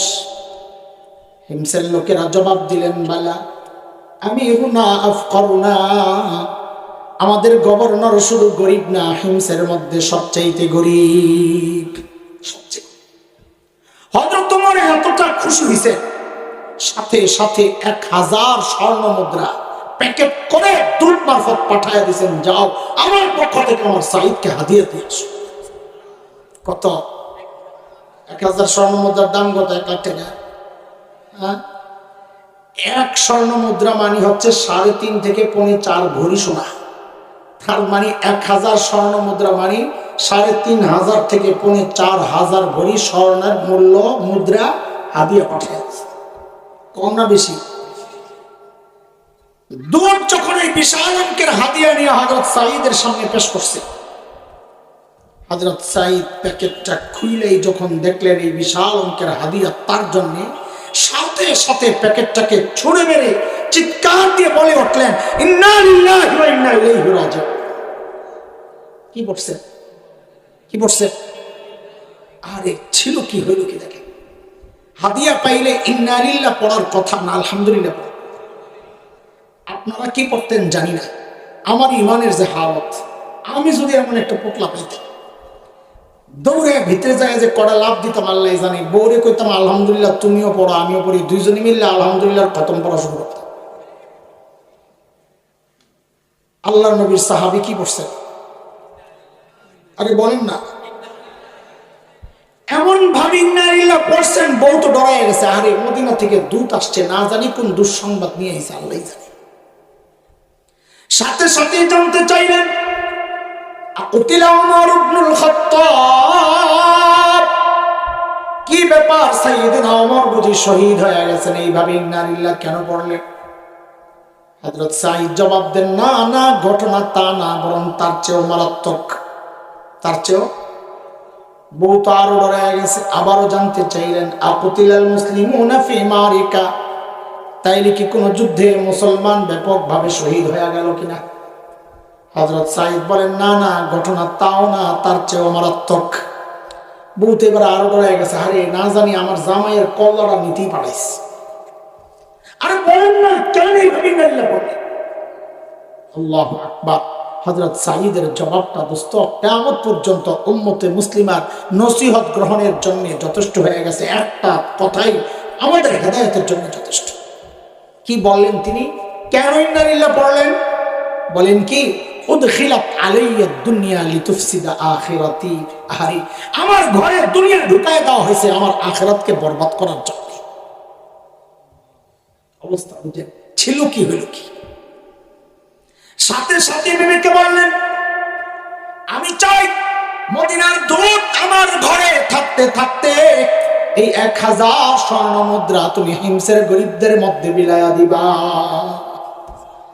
কি বুঝলেন? শাসকের মধ্যে যদি দিন থাকে, শাসক যদি দিনদার হয়, তো নিজের বরাদ্দের টাকাটাও জনগণকে দিয়ে দেয়। আর শাসকের মধ্যে যদি দিন না থাকে, তো জনগণের বরাদ্দের টাকা মাইরা বিদেশে যায় বাড়ি বাড়ি। কথা ঠিক না? হ্যাঁ ঠিকও, আসতে কোন ডরে বুঝি আমরা। আল্লাহ বউরে যখন কইছে সব দিয়া লাও, বউ তো আর আনবো বউ না।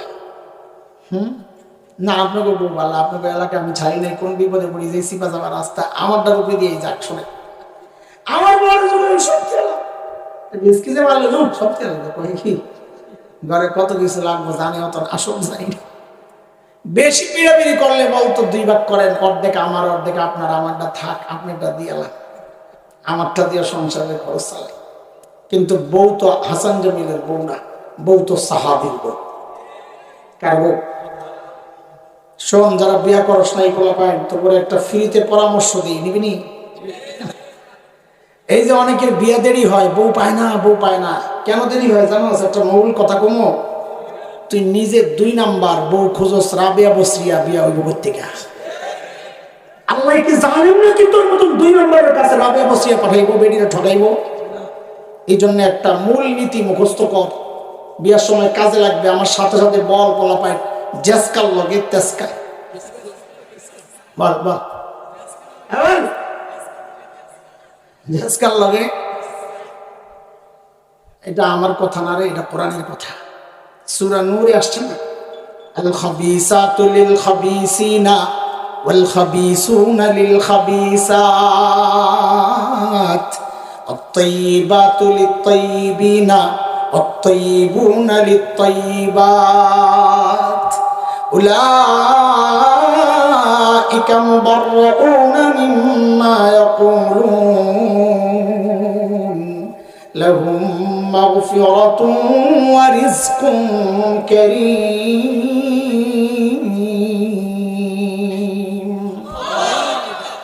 আয়াতের সংক্ষেপ অর্থ যদি করি, অর্থ বাড়িব জেসকা লগে তেসকা।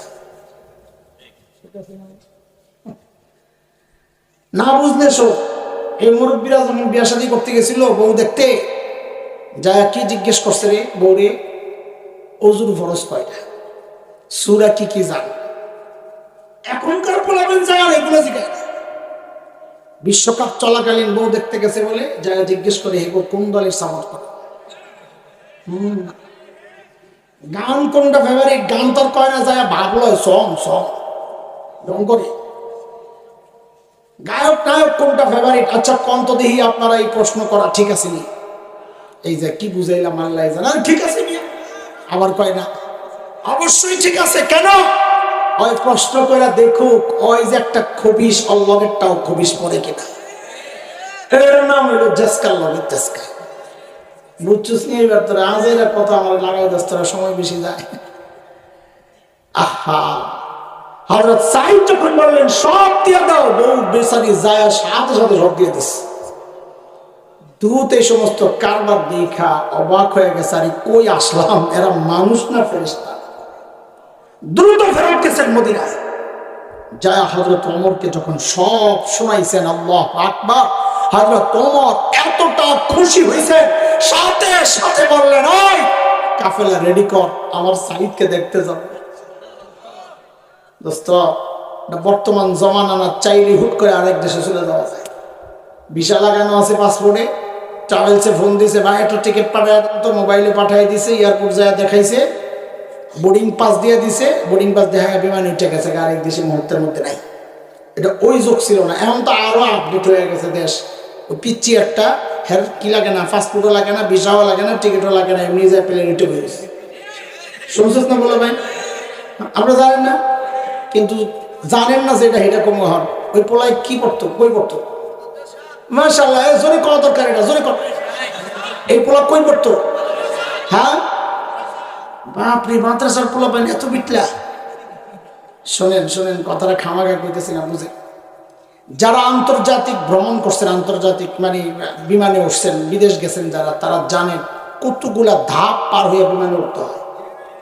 শুরুতে ঢোকার সময় তো গেটে একটা মেশিন দিয়ে চেক করে কিছু লগে আছে কিনা, পাসপোর্ট ভিসা আছে কিনা, টিকিট আছে কিনা। এরপরে স্ক্যানিং মেশিন আছে, ওটার ভিতর দিয়ে যাইতে হয়। ধাতব কিছু থাকলে খট টন টন আওয়াজ হয়, খুললে আবার এরপরে যাওয়া লাগে। গেলেন, যাইয়া ভিতরে যাইয়া কাউন্টারে টিকিট, পাসপোর্ট, ভিসা দেখাইলে ওরা বোর্ডিং পাস দেয় আপনাকে। বোর্ডিং পাস নিয়ে যান ইমিগ্রেশনে। ইমিগ্রেশনের পুলিশের কাছে যাওয়ার আগে অন্য পুলিশ ভাইরা চেক করে সব ঠিকঠাক আসেনি, পাসপোর্ট ঠিক আসেনি, ভিসা ঠিক আসেনি, বোর্ডিং পাস ঠিক আছে কিনা। এরপর আপনি ইমিগ্রেশন পুলিশের সামনে দাঁড়াইলে ওই যে মতো এরকম বেড়ারা দাজ্জালের চোখ একটা ফিট করে ক্যামেরা, এটার সামনে যায় দাঁড়াইতে হয়। এরা এই চোখের ছবি লয়, হাতের টিপ লয়, পাসপোর্ট চেক করে মেয়াদ আছে কিনা, ভিসা চেক করে, ওই সব চেক করে, চেক করে তারপরে বিদায় করে। শেষ হয় নাই। এরপর একটা বিশেষ আলাদা কামরা, ওইখানে ঢোকার সময় সবচেয়ে মারাত্মক চেকিংটা হয়। ওই যেই বিমান, ওই বিমানের কর্মকর্তারা এবার চেক করে, আংটি থাকলে খোলো, ঘড়ি থাকলে খোলো, বেল থাকলে খোলো, মানি ব্যাগ খোলো, মোবাইল রাখো, জুতা খোলো, সব খুললে আব্দুলের মতন যায়। এরপরে যায় ভিতরে অপেক্ষা, কখন বিমান আসবে, ডাক দিবে। বিমান আসছে, এখন ওই যে বোর্ডিং পাসটা লইয়া, হাতের ব্যাগটা লইয়া যায় বিমানের গেটের মধ্যে, খালাম মারা দাঁড়াইয়া থাকে। ওদেরকে দেখাইলে বোর্ডিং পাসটা, এরপরে ওরা দেখায় দেয় ওই লাইনে অত নম্বর সিট আপনার। কতগুলো ধাপ পার হইতে হয়, অনেক না। এর মধ্যে মেশিনের কারবারও আছে, কয়েক জায়গায় ছবি তোলার ব্যাপার আছে, টিপ দেওয়ার ব্যাপার আছে।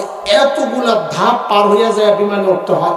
আর আমার মাদ্রাসার পিছিয়ে দেয়, সব ধাপ পার হইয়া গেছে বিমানে উঠা। এই পোলাপাইন যখন একটা দুইটা মাদ্রাসা থেকে হারায়া যায়, পালায়া যায়, আপনারা আইসা মাদ্রাসার মুহতামিমের 14 গোষ্ঠী উদ্ধার করেন, মাদ্রাসা বন্ধ করার হুমকি দেন, মাস্তান লয়ে আইন, পুলিশ দিয়ে হুমকি দেন, মামলা করার হুমকি দেন। আমার পোলা গেল কই, দেখতে রাখতে পারেন না মিয়া। আমরা একটারে এতগুলো মিললে আটকাইতে পারে না, আর আমরা এতগুলো কেমনে সামলাই? কথা কর না।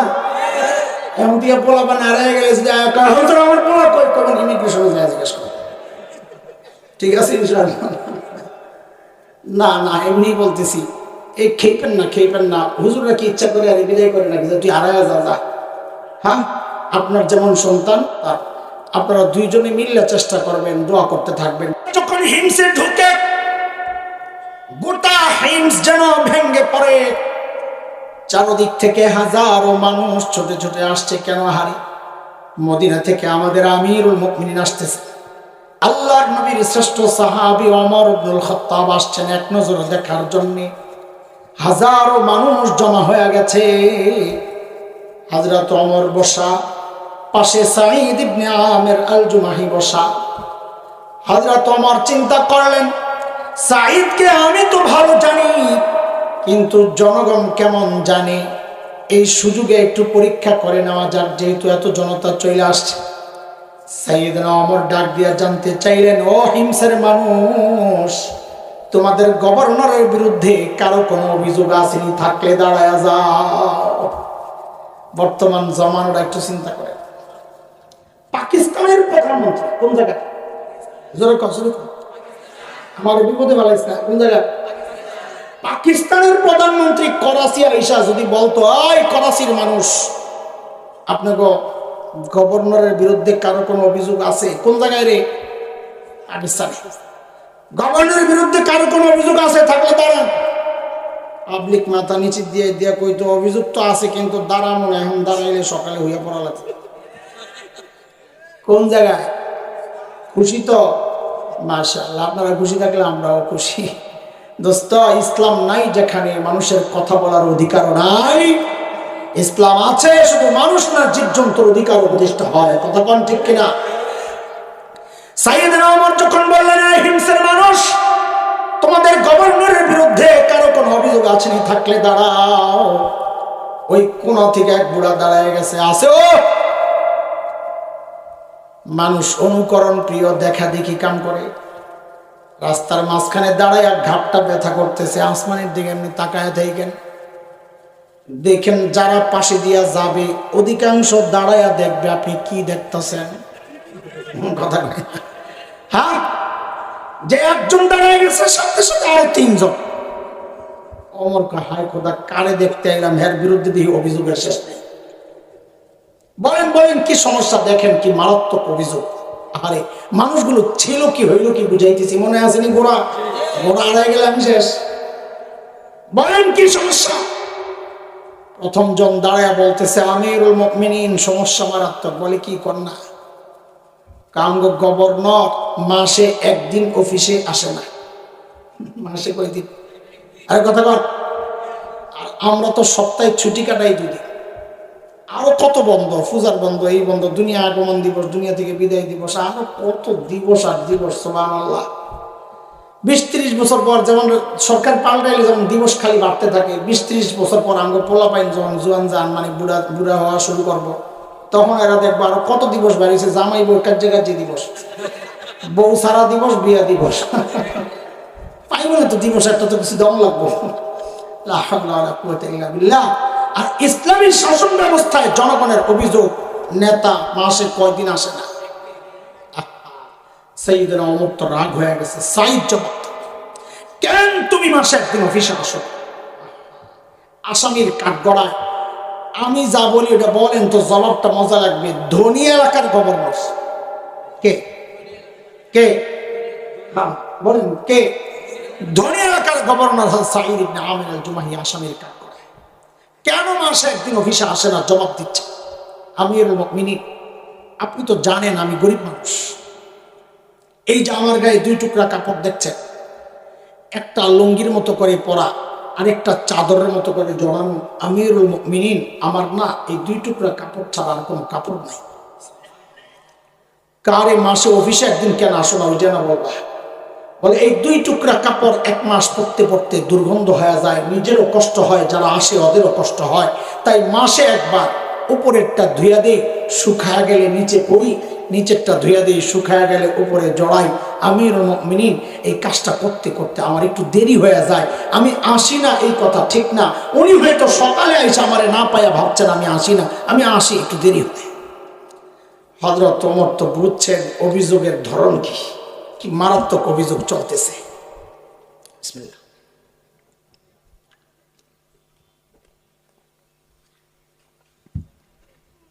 হযরত ওমর বললেন, এই 2 নম্বর, তোমার অভিযোগ কি? 2 নম্বর জন দাঁড়া কই, আরো মারাত্মক অভিযোগ। কি সমস্যা? আমিরুল মুমিনিন আমাদের গভর্নরে দিনে তো পাই, রাতে আর পাই না। কি ডিউটি লইছে, হেরে রাতেও সময় দেওয়া লাগবে। হযরত ওমর তো রাগ হয়ে গেছেন। সাইদ জবাব দে, কেন তোমাকে রাতে পায় না মানুষ? আরে কাদের কথা শোনাচ্ছি? যারা ঘরে থাকতো আলাদা মূর্তি, সফরে গেলে যাওয়ার সময় আলাদা মূর্তি লইয়া যাইতো, অগ কথা শোনাইতেছি। কেন তোমাকে রাতে পায় না? হযরত সাঈদ ইবনে আমির আল জুমাহি আসামের কাঠগড়ায় কাচুমাচু হয়ে জবাব দিচ্ছেন, আমিরুল মুমিনিন, এটা একান্ত আমার ব্যাপার ছিল, প্রকাশ করতে চাচ্ছি না, চাই নাই, এখন তো অভিযোগের মুখে না বলেও পারছি না। আমাকে কেন রাতে পায় না আমিরুল মুমিনিন? কাসসামতু হায়াতি বাইনা রাব্বি ওয়া বাইনা ইবাদি। আমিরুল মুমিনিন জীবনটারে দুইটা ভাগ করছি। এক ভাগ রাতটা আমি আমার মালিককে সময় দেই, আরেক ভাগ দিনটা মালিকের বান্দাদেরকে সময় দেই। মালিকের জন্য রাত বরাদ্দ। আমরা তো ব্যস্ত মানুষ, এত কাজ আমাদের হাতে, মালিককে টাইম দেওয়ার সময় কোথায়, তাই না? আমি আর তুমি ছাড়া দুনিয়ার সব মালিককে টাইম দেয়। ওই একটা গাছের দিকে তাকায় দেখো না, কি মনে হয় গাছটা বুঝি এমনি দাঁড়ায় আছে? না না না, ওই গাছটাও দাঁড়ায় দাঁড়ায় মালিকের তাসবিহ পড়ে। যে কুকুরটাকে নিকৃষ্ট প্রাণী মনে করে তাড়ায় দেই, ওই কুকুরটাও রুকুর হালতে মালিকের তাসবিহ পড়ে। যে পোকামাকড় গুলোরে পায়ে দলে মেরে ফেলি, ওই পোকামাকড় গুলো সেজদার হালতে মালিকের তাসবিহ পড়ে। পড়ি না কেবল আমি আর তুমি, আমাদের হাতে সময় নাই। অথচ এই হায়াতের একটা ভাগ কিন্তু ফেসবুক ঠিকই পায়, এই হায়াতের একটা ভাগ কিন্তু ইউটিউব ঠিকই পায়, এই হায়াতের একটা ভাগ কিন্তু গায়ক গায়িকা নায়ক নায়িকা ঠিকই পায়, এই হায়াতের একটা ভাগ কিন্তু আমার সমাজ পরিবার আমার সন্তান ঠিকই পায়, এমনকি আমার নেতাও পায়। পায় না কেবল আমার মালিক। মালিককে টাইম দেওয়ার সময় আমার হাতে। কসম আল্লাহর, সময় একদিন আসবে কিন্তু করার থাকবে না কিচ্ছু। সেদিন চিৎকার করে করে শুধু কানবো আর বলবো, ইয়া লাইতানি কদ্দামতু লিহায়াতি। আরে সময় মতো যদি একটু পুঁজি বানায় আসতাম, একটু পুঁজি বানায় আসতাম। এরে বাবা, এরে আমার মা, এরে আমার সন্তান, কলিজার টুকরা সন্তানেরা, যুবকরা, পুঁজি কিন্তু লাগবে। পুঁজি পুঁজি, কার কি পুঁজি আছে আমি তো জানি না, পুঁজি কিন্তু লাগবে। 12টা বেজে গেছে, আশেপাশে ঢুকতেও খারাপ লাগে, মানে সিপাই সাপা আর কি কিছু কথাটাই না আনার জন্য। আপনার ধৈর্য আসেনি কিছু সময় আরো? আচ্ছা, তো শুনে পুঁজির একটা ছোট্ট গল্প শোনাই।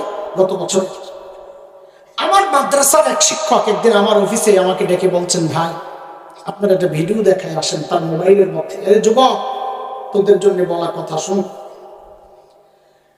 তার মোবাইলে আমাকে ভিডিওটা দেখাচ্ছেন কোন এক আরব দেশের এক টেলিভিশনের প্রোগ্রাম। ভিডিওটা হচ্ছে একটা ছোট্ট বাচ্চার সাক্ষাৎকার নিচে একজন। বাচ্চাটা ছোট্ট, বড় জোর 13-14 হবে বয়স। বাচ্চাটা অন্ধ, চোখ ভিতরের দিকে গর্ত গর্ত, মানে ডাবা, আমরা আরবিতে বলি মাকফুফুল আইন, ভিতরে গর্তের মতো আর কি। উপস্থাপক বাচ্চাটাকে জিজ্ঞেস করতেছে, আচ্ছা তোমার যে চোখের নিয়ামতটা নাই, তুমি কি আল্লাহর কাছে নিয়ামতটা ফেরত চাও? বাচ্চাটা ভাবলেশহীন জবাব দিয়ে দিল যে না, এই নিয়ামত আমি ফেরত চাই না। আমি তো অবাক হয়ে গেছি, বলি কি সে বোকা নাকি? আরে বোকা নাকি, এমন নিয়ামত ফেরত চাই না, এটা কেমন কথা? তো আমি তো ভিডিও দেখে অবাক হয়েছি, কিন্তু যিনি সামনাসামনি প্রশ্ন করতেছেন তার তো আরো অনেক বেশি অবাক হওয়ার কথা, তাই না? তো তিনি অনেক বেশি অবাক হয়ে জিজ্ঞেস করলেন, লিমাজা, আরে কেন তুমি এই নিয়ামত ফেরত চাও না, এটা কেমন কথা? আরে বাচ্চাটার জবাবটা শুই না বুঝছি, বোকা ও না, বোকা তো আমি। আল্লাহকে হাজির নাজির রেখে বলছি আপনাদেরকে, ওর জবাবটা শুই না আমি সাথে সাথে কান্না করে দিছি। বললো কি?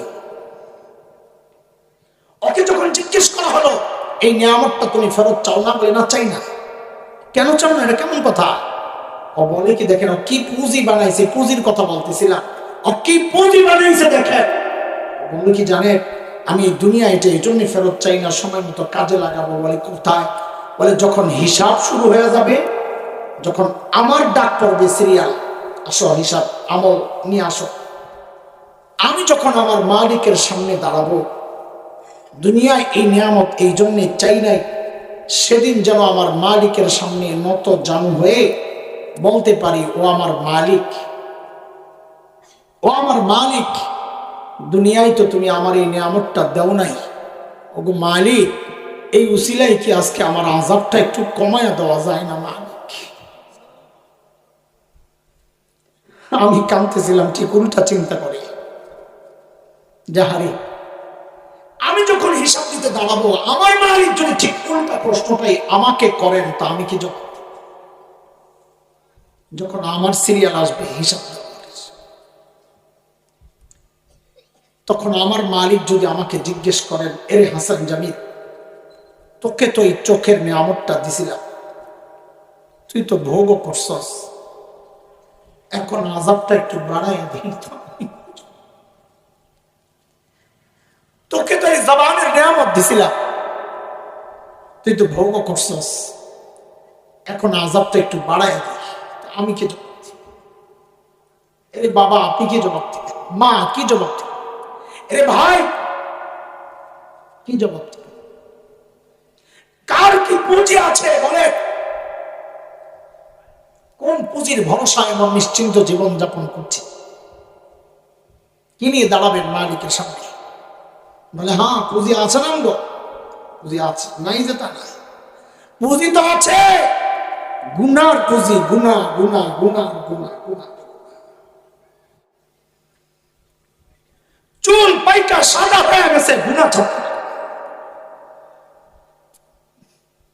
দাড়ি পাইকা সাদা হয়ে গেছে গুনা ছাড়তে,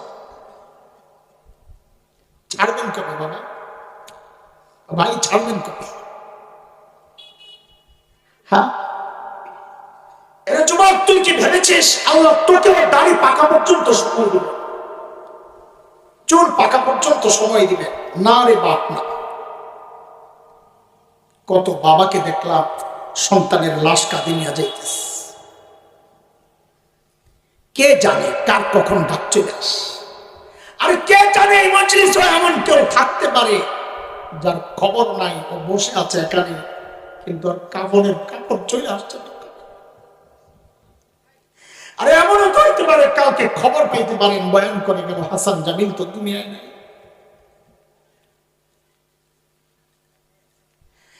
কার নাফরমানি চলতেছে এইভাবে? কার যে মালিক আমাদেরকে এত ভালোবাসে, কত ভালোবাসে, চারিদিকে একটু দেখেন, হিসাব মিলান কত ভালোবাসে। আল্লাহ আল্লাহ রসুলকে বাদ দিলে দুনিয়ায় আমাদেরকে সবচেয়ে বেশি ভালোবাসেন কে বলেন তো? বলেন বলেন না। মার কলিজায় কত মমতা, দরদ আর মায়া ভালোবাসা, এটা শুধু মাই জানে। মাকে যে আল্লাহ বানাইছেন ওই আল্লাহ জানে, আমি তো জানি না, বলতেও পারবো না, এই অনুভূতি আমার আসবে। তবে কোরআন হাদিস পড়ে মাসআলা শিখে যতটুকু উপলব্ধি করতে পেরেছি, যেমন একটা মাসআলা আপনাদেরকে শোনাই। কোন সন্তান যদি বাবা মার আগে মারা যায়, তো মাসআলা হচ্ছে বাবা তো সন্তানের লাশের পেছনে পেছনে যেতে পারে, বাবা তো সন্তানের কবরেও নামতে পারে। কেন? বাবার কলিজায় মায়া নাই? আছে, কেন থাকবে না? বাবাও চিৎকার করে করে কান্না করবে, কিন্তু বাবাকে আল্লাহ শক্তি দিয়েছেন সন্তানকে দাফন করে বাবা উপরে উঠতে পারবে। কিন্তু কোন মায়ের জন্য সন্তানের লাশের পেছনে যাওয়া চলবে না, কোন মায়ের জন্য সন্তানের কবরে নামা চলবে না। কেন? দুনিয়ায় এমন কোন পাগলনি নাই, এমন কোন মা নাই যে সন্তানকে দাফন করার জন্য কবরে নামবে, সন্তানকে দাফন করে সুস্থ অবস্থায় উপরে উঠবে, এমন কোন মা নাই। সন্তানকে সোয়া নিজ লাশ হয়ে শুয়ে পড়বে। বলেন তো মার কলিজায় যে এত মায়া, এত মমতার ভালোবাসা, কেন মা আমার চোখ বানাইছেন সেই জন্যে? বলেন, কান বানাইছেন সেই জন্য, হাত পাও বানাইছেন। বলেন তো কি বানাইছেন মা? জোরে কোন, সবাই বলেন কি বানাইছেন? কিছুই বানান নাই। অল্প কয়েকদিন ভাড়াটিয়ার মতো পেটে ধারণ করেছেন, হওয়ার পরে লালন করেছেন। তাতেই মার কলিজায় এত মায়া, আয় তাতেই মার কলিজায় এত মায়া। তাইলে যে আল্লাহ আমার চোখ বানাইছেন, ওই আল্লাহর কত মায়া। যে আল্লাহ আমার জবান বানাইছেন, ওই আল্লাহর কত মায়া। যে আল্লাহ আমার হাত পা বানাইছেন, ওই আল্লাহর কত মায়া। যে আল্লাহ আমাকে এত এত নিয়ামত থেকে বাঁচিয়ে রাখছেন। আল্লাহর কত মায়া। আরে কত মায়া তুমি বুঝো না, কিভাবে বুঝাবো? শোনো না, আমি আর তুমি যখন দরজা লাগায় গুনাহ করি, জানলা বন্ধ, চারদিক বন্ধ, ভেতরে গুনাহ চলতেছে, আমার মালিক আমারে কত ভালোবাসে। ওই গুনাহ অবস্থায় আমার মালিক দরজার নিচে দিয়া যে ফাঁকটা আছে, ওই ফাঁকটা দিয়া বাতাস আর অক্সিজেন পাঠায় দেন যেন আমি মরে না যাই। আরে ওই মালিকের নাফরমানি আর কত কাল বল? আর এই গুণওয়ালা চোখ গুলো নিয়ে মালিকের সামনে দাঁড়াবো কেমনে বল? এই গুণওয়ালা কান, এই গুণওয়ালা হাত পাও নিয়ে মালিকের সামনে কেমনে দাঁড়াবো, যখন এগুলাই আমার মালিকের কাছে আমার বিরুদ্ধে নালিশ করবে? হ্যাঁ, এর যুবক, আমার কথাগুলো যদি তোদের হৃদয়ে টাচ না করে, নাও করতে পারে আমি গুনাহগার, এর চেয়ে ভালো করে বুঝানোর ক্ষমতা আমার নাই। আমি বলি কি, শোন, তোরা আমার সামনে আয়, আমার সামনে আয়, তোদের পাওগুলা আমার সামনে মেলা দে, আমি ওই পাওগুলা জোরাইয়া ধইরা সারা রাত বসে বসে কান্না করে, তাও তোরা গুনাহ ছেড়ে দে, গুনাহ ছেড়ে দে। বাবা, গুনাহ ছেড়ে দে, গুনাহ ছেড়ে দে। আর কত বলেন? হয়েছে তো, থামেন নাই, কম করা হয় নাই তো জীবনে, কম করা হয় নাই তো জীবনে, এবার একটু থামেন না।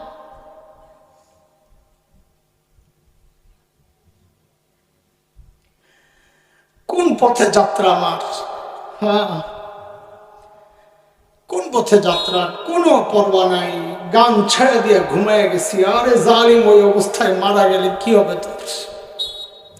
হেডফোন লাগায় লাগায় চলতেছি, আরে জালিম, ওই অবস্থায় মারা গেলে হবে কি?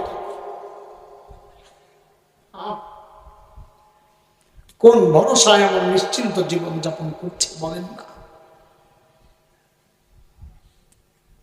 ওরে মা, ব্যাপারটাই যখন বের হও রাস্তায়, ওই অবস্থায় মারা গেলে অবস্থাটা কি তোমার হবে তুমি চিন্তা করো।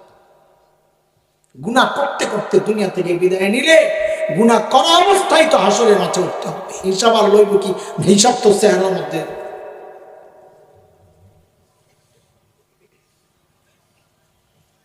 মুহতারাম হাজরিন, কথা অনেক দূর চলে গেছে। হযরত সাঈদ ইবনে আমির আল জুমাহির কথা আপনাদেরকে শোনাচ্ছিলাম বুঝানোর জন্য। গল্পের যতটুকু দরকার অতটুকু আসছে, গল্প আর শেষ করছি না, বেশি দেরি হয়ে যাবে। কি বুঝাইতেছিলাম মানুষগুলো? বলেন বলেন, তাড়াতাড়ি বলেন। অবস্থাটা বুঝেন, কি মানুষ কি হয়ে গেছে। এবার বুঝে শুনে জবাব দেন। এই যে পরিবর্তনটা কিসের ছোঁয়া? সবাই বল, সবাই বল। বাস, সাহাবীদের 3 কথা এখানে রাখেন, এটারে প্যাকেট করে বন্ধ করে দেন। এবার আমাদের 3 কথা বের করেন। ভয় পায়েন না যে এই 3 কথা এত সময় গেছে, এই 3 কথায় কতক্ষণ লাগায় না, 2-4-5 মিনিটের মধ্যে শেষ করবো। আচ্ছা, যে কোরআন ধরে সাহাবায়ে কেরাম সর্বশ্রেষ্ঠ হয়ে গেলেন, আমাদের কপাল খারাপ, সেই কোরআন আল্লাহ আসমানে উঠায় নিয়ে গেছে। কথা বলে না? হ্যাঁ, আছে, পুরান হয়ে গেছে। হ্যাঁ, দুর্বল হয়ে গেছে, কার্যক্ষমতা হারিয়ে গেছে। তো আগের মতোই, আগের মতোই আমরাও কি কোরআন ধরলে সর্বশ্রেষ্ঠ হতে পারবো? এতক্ষণ যা বললাম, এর দ্বারা কি এই বিশ্বাসটুকু আপনাদের জন্মাইছে যে কোরআন একমাত্র মাধ্যম, যে মাধ্যম মানুষকে সর্বশ্রেষ্ঠ মানুষ বানায়? এটা বিশ্বাস করেন সবাই? কে কে করেন দেখি, হাত উঠান। আল্লাহু আকবার। হাত নামান। মনে রাখেন কোন জায়গায় হাত উঠাইছেন, পরে আবার অস্বীকার করেন। কোরআন একমাত্র মাধ্যম, যে মাধ্যম মানুষকে সর্বশ্রেষ্ঠ মানুষ বানায়। একমাত্র মানি বুঝেন, আর কোনো মাধ্যম নাই। সর্বশ্রেষ্ঠের জন্য আর কোনো মাধ্যম। আরেকটা প্রশ্ন করি আপনাদেরকে, আপনারা কি আপনাদের সন্তান, পরিবারের সদস্য, তাদের সবাইকে শ্রেষ্ঠ, সর্বশ্রেষ্ঠ মানুষ বানাতে চান? আসলে কে কে চাই দেখি, হাত উঠাই। আল্লাহু আকবার। হাত নামান। এই যে দুই জায়গায় হাত উঠাইছেন আপনারা, আমি নিশ্চিত করে বলতে পারি এখানে অনেক পাওয়া যাবে যারা এই দুইটাতেই অথবা যে কোনো একটাতে আপনারা মিথ্যা বলেছেন, সত্য বলেন নাই। আপনি হয়তো মনে মনে চিন্তা করতে পারেন আপনি কি গায়েব জানেন? আমি গায়েব করতে চান, গায়েব তো কেবল জানেন কে? আল্লাহ জানেন। আমি গায়েব তো জানি না, কিন্তু আমি এই সমাজ তো জানি। এই সমাজের আলো বাতাস আমার বেড়ে ওঠে, আমি আর বাহিরে না, এই সমাজের মানুষের চরিত্র আমার জানা। সে জানা জায়গা থেকে বলছে এখানে অনেক আছেন যারা এই দুই কথায় যে কোনো একটা অবশ্যই মিথ্যা বলেছে। বলে কেমনে বললাম? তো শুনেন আপনি, আপনারা বলেন নাই যে কোরআন একমাত্র মাধ্যম যে মাধ্যম মানুষকে সর্বশ্রেষ্ঠ মানুষ বানায়? বলেন নাই? বলছে। যদি তাই হয় তা এটাও তো বলছেন সন্তানকে সর্বশ্রেষ্ঠ মানুষ বানাতে চান না, বলেন নাই? যদি এটাও সত্য হয় তা আমি জিজ্ঞেস করি, আপনি না বললেন একমাত্র মাধ্যম কোরআন যা সর্বশ্রেষ্ঠ মানুষ বানায়, তো সন্তানকে সর্বশ্রেষ্ঠ মানুষ বানাইতে চাইলে একমাত্র মাধ্যম কোরআনের কাছে না পাঠাইয়া আপনি পাঠাইলেন সন্তানকে কোন জায়গায়? বলেন। তার মানে মিথ্যা বলেছে, মিথ্যা বলেছে। কারণ যদি সন্তানকে সর্বশ্রেষ্ঠ মানুষ বানানোর ইচ্ছা আপনার থাকতো তা আপনি কোরআনী প্রতিষ্ঠান মাদ্রাসায় পাঠাইতেন সন্তানকে। কথা বলেন। যা করছেন করছেন, কিন্তু আমার জিজ্ঞাসা আপনাদের কাছে, কাজটা গর্বের কাজ করছেন না আফসোস? সবাই বলে কেন আফসোস? আমি ছোট্ট করে দুইটা কথা দুনিয়ার বাস্তবতায় আখিরাতের বাস্তবতায়, এই দুই বাস্তবতায় দেখায় শেষ করবো। কেন আফসোস? আফসোসের কথা বোঝার আগে আগে আমাদেরটা একটু বুঝে। আমি তো ছোট মানুষ, আমাকে দিয়েই বলি, বড়দের হিসাব আলাদা। আমরা যখন খুব ছোট ধানমন্ডি এক বাসায় আমরা ভাড়া থাকতাম, আমি ছোটবেলায় আমার দুইটা বিষয় খুব ছিল, সবাই খুব এটা আকর্ষণ ছিল আর কি সবার কাছে। এক হলো আমার ব্রেন ছিল খুব সাফ, যা পড়তাম অল্পতে মুখস্থ হয়ে যেত। আরেকটা ছিল গলা ছিল খুব সুন্দর। এখন তো বুড়া সুরা হইয়া এখন আর সুন্দরও নাই। আগে কইতাম ফাড়াবাস, এখন ফাড়াবাসও নাই, এখন সুরসুরা বাস হইয়া যায়। কোন রকম চালাইতেছি ঠেলে মিলে। হ্যাঁ, আপনি কইলেও হইব, না কইলেও হইব, আমারটা তো আমি বুঝি। তো এই দুই বিষয় ছিল আমার সম্পদ। তো আমার ওই যে বাড়িওয়ালার ছেলে মেয়েরা ওরা আমারে নিয়ে নিয়ে পড়াইতো বাংলা ইংরেজি, আর অবাক হয়ে যায় তোরা কি জিনিস এটা। তা আমারে এসে বলতেন, খাম্মা এই মেধাবী ছেলেটারে নষ্ট করেন না। নষ্ট করছেন নি কথা কি? মাদ্রাসায় পড়াইেন না, মাদ্রাসায় পড়াইলে মেধাবী ছেলেটা নষ্ট হয়ে যাবে। ওকে স্কুলে দেন, দেড়শার ডাক্তার, দেড়শার ইঞ্জিনিয়ার হবে। আমি আপনাদের কাছে জিজ্ঞেস করি, আমার মা বাবা আমারে দিন শিখাইয়া আমারে ঠকাইছেন না জিতেছেন? আমার মা বাবা ঠকছেন না জিতছেন? কেমনে আমি জিতলাম, কেমনে ওনারা জিতলেন, ছোট্ট করে এটা আগে বলি, তারপরে কেন আপনারা ঠকছেন, কেন সন্তানকে ঠকাইছেন ওইটা বলি। এতটুকু ধৈর্য আছে তো শোনার? আমি কেন জিতছি এটা আমি একা না, আমার মতো যারা আছে সবাই একই কথা আমি আমাকে দিয়ে বুঝাচ্ছি। দেখেন, দুনিয়ার রাজা বাদশাদের চেয়ারে হয়তো আমরা বসি নাই, বসতে চাইল না, কিন্তু এটা তো এক চরম বাস্তবতা। দুনিয়ার মানুষের দিলের মধ্যে আল্লাহ আমাদের জন্য যে ভালোবাসা রেখেছেন, যে ইজ্জত আর মহব্বত মানুষ আমাদেরকে করে, কসম করে আমি বলবো, হলফ করে, দুনিয়ার রাজা বাদশারা এর ধারে কাছেও নাই। ঠকছি না জিতছি? জিতবো আখিরাতুল ইনশাআল্লাহ। কেন? তো শুনেন, এই রোজার আগের রোজায় আবুধাবিতে গেছিলাম একটু। আবুধাবির প্রেসিডেন্টের দাওয়াত, বাংলাদেশের একজন আলেম নিবে, ওই সব আরব ইসলামিক কান্ট্রি থেকে একজন আলেম নেয়। তো বিভিন্ন জনের পাঠানো হয়েছে ওদের কাছে, ওরা আমাকে নিছে গত রোজার আগের রোজায়। তো যেহেতু রাষ্ট্রীয় মেহমান আমরা, প্রেসিডেন্টের মেহমান, আমাদের আলাদা একটা কদর। তো আরব আমিরাতের সব যে আকর্ষণীয় জিনিস যা আছে সব ঘুরে ঘুরে দেখাইছে। তার মধ্যে ওদের সবচেয়ে বড় উঁচা বিল্ডিং যেটা দুবাইতে, বুরুজ খলিফা, নাম শুনছেন না?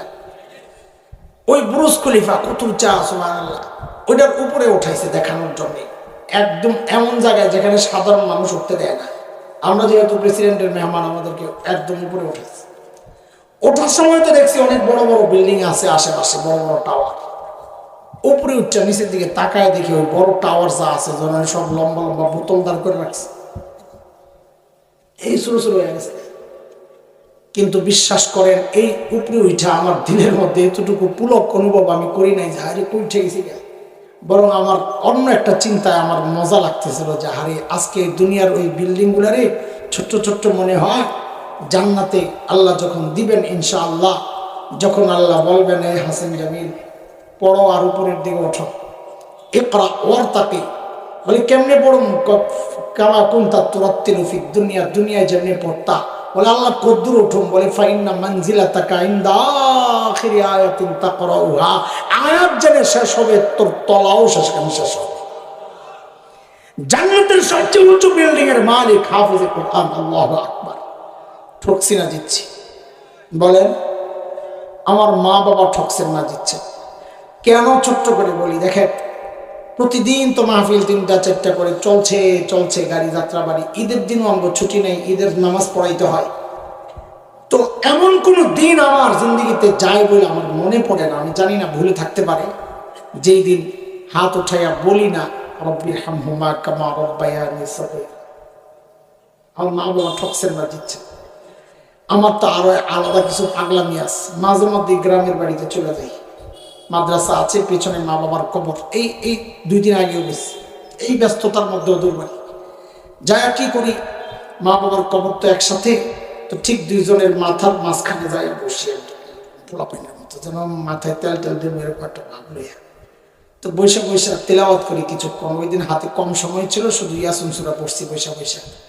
তো পইড়া ওঠার সময় আল্লাহকে বলি, ও আল্লাহ, ও মালিক, এই যে তোমার কালামের তেলাওয়াত করলাম, ও মালিক, এই মানুষগুলার উসিলায়, এই মানুষগুলা শিখাইছেন তাই পড়ছি। ও আল্লাহ, দুনিয়া থেকে যাওয়ার সময় যারা আমাকে তোমার সাথে জুড়ে দিয়ে গেছেন মালিক, আজকে ওরা কবরে একা। ও মালিক, তারা যেন তোমার রহমত থেকে দূরে সরে না যায়। আল্লাহ, তোমার রহমতের চাদর দিয়া তাদেরকে ঢেকে দাও। রব্বির হামহুমা কামা রব্বায়ানি সগীরা। বলেন আমার মা বাবা ঠকছেন না দিচ্ছে? আপনারা যারা নিজেরা দিন শেখেন নাই, সন্তানকেও শেখান নাই, ঠকছেন না জিতছেন? দিল থেকে সন্তানকে ঠকাইছেন না জিতেছেন? কেন? এই কেন জবাব দিচ্ছি। দুনিয়ায়ও ঠকছেন, আখিরাতেও ঠকবেন, আল্লাহ মাফ করুন। কেন? দেখেন কদিন আগে পত্রিকার রিপোর্ট, দুনিয়ার বাস্তবতায় বুঝাচ্ছি, কোরআনের আয়াত পড়ে বলতেছে, পত্রিকাওয়ালাদের রিপোর্ট, এটা হাসান জামিলের গবেষণার রিপোর্ট না, সমীক্ষা না, পত্রিকাওয়ালাদের রিপোর্ট। আমার কাছে কাটিং আছে পত্রিকাওয়ালারা লিখেছে, সাংবাদিকরা, উচ্চ শিক্ষার হার যত বাড়ছে, সন্তানের সাথে বাবা মার দূরত্ব তত বাড়ছে। এই উচ্চ শিক্ষা মানে মাদ্রাসা শিক্ষা। এই জায়গায় আপনারা আরেকটা ধোকায় পড়ে রয়েছেন, খবর নাই। কেন? আপনারাই বলেন জমির উপরে না আসমান উপরে? জোরে কন। আসমান, সামা, সুমন, মানি, যেটা উপরে, অলি উপর। আচ্ছা, আমার জমিন যদি নিচে হয়, যেই শিক্ষা নিচে তৈরি হয়েছে জমিনে, ওইটা উচ্চ শিক্ষা হওয়ার কথা না? যেই শিক্ষা আসমান থেকে আসছে ওইটা উচ্চ শিক্ষা হওয়ার? তাহলে আসলে উচ্চ শিক্ষা কোনটা? কোরআনী শিক্ষা, মাদ্রাসা শিক্ষা হচ্ছে আসলে উচ্চ শিক্ষা। কথা বল না, ধোকা তো খালি খাইতেই আছে। যাই হোক, ধরে নিলাম আপনাদেরটাই উচ্চ শিক্ষা। পত্রিকাওয়ালারা লিখেছে, উচ্চ শিক্ষার হার যত বাড়ছে, সন্তানের সাথে বাবা মার দূরত্ব তত বাড়ছে। কথাটা কি মিথ্যা না সত্য? আচ্ছা শুনেন, সত্য যে বাস্তবতা একটা শোনাই আপনাদেরকে। গত রোজার ঈদ, এই যে গেল রোজার ঈদের একটা টেলিভিশনের প্রোগ্রাম আসছে আমার মোবাইলে, হোয়াটসঅ্যাপে একজনে পাঠাইছে। ঈদের দিনের আশ্রমে গেছে টেলিভিশনওয়ালারা, বৃদ্ধাশ্রমের বুড়া বুড়ি কিভাবে ঈদ উদযাপন করে এটা রেকর্ড করে। তো ওই রেকর্ড দেখছি আমি।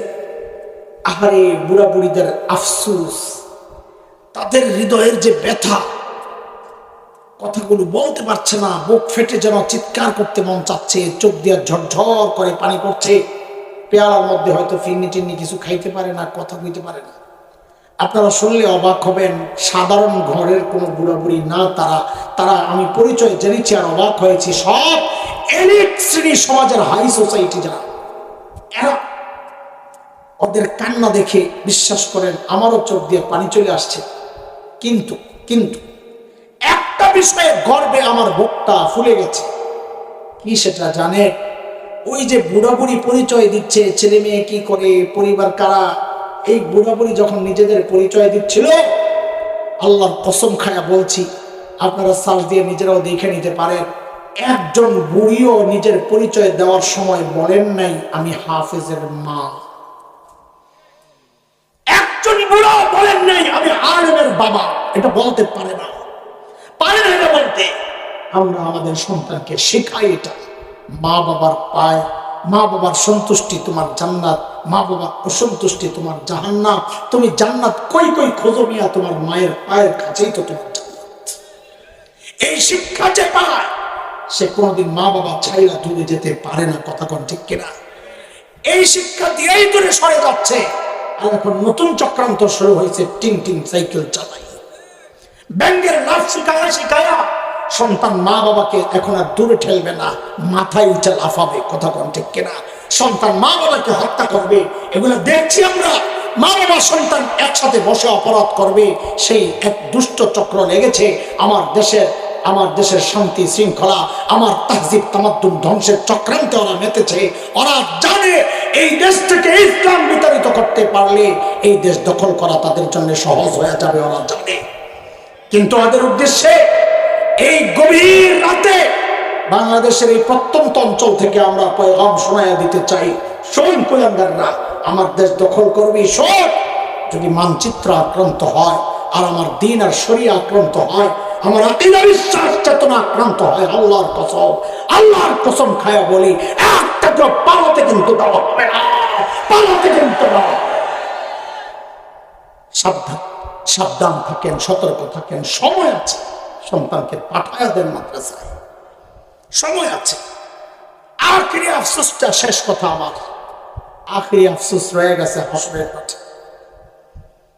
যেই সন্তানের কেরিয়ার চিন্তা করে নিজের জীবন কেরিয়ার শেষ করেছে, ওই সন্তান দেখা যাবে তার স্বার্থ উদ্ধার না হওয়ার কারণে আল্লাহর আদালতে দাঁড়াইয়া আপনার আখিরাতের কেরিয়ারটাকে দিবে শেষ করে।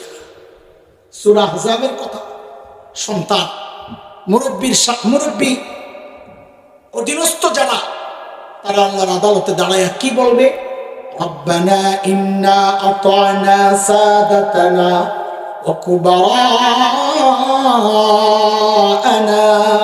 ফাআদাল্লুনা আস-সাবিলা রব্বানা আতিহিম দি'ফাইনি মিনাল আযাব ওয়ালআনহুম লা'নান কাবীরা। আল্লাহ আমাদের মুরব্বী, আমাদের বাবা মা আমার এই পথভ্রষ্ট করেছে, ধ্বংস করেছে, আমি ডাবল শাস্তি চাই। সন্তান বল ডাবল শাস্তি চাই। মানে ডাবল কেন? তাফসীর করছি না, বোঝানোর জন্য আগে বলি। খাওয়ার জন্য, খাওয়ানোর দায়িত্ব ছিল, খাওয়ায় নাই, এক অপরাধ। বিষ খাওয়াইছে, আরেক অপরাধ। এবার কোরআনের তাফসীর বুঝেন। আমাকে দিন শেখানোর দায়িত্ব ছিল, শেখায় নাই, এক অপরাধ। বদ্দীনই শিখাইয়া আমাকে নাস্তিকতার দিকে ঠেলে দিয়েছে, আরেক অপরাধ। এই দুই অপরাধের কারণে আমরা আমাদের মুরব্বী আর বাবা মার বিরুদ্ধে আপনার কাছে নালিশ করছি, ডাবল শাস্তি চাই। আপনি তো বান্দার মুখ দেখলে আবার মায়া লাগবে, চিৎকার দেখলে মায়া লাগবে, এই জায়গায় আমরা কোনো মায়া প্রত্যাশা করি না।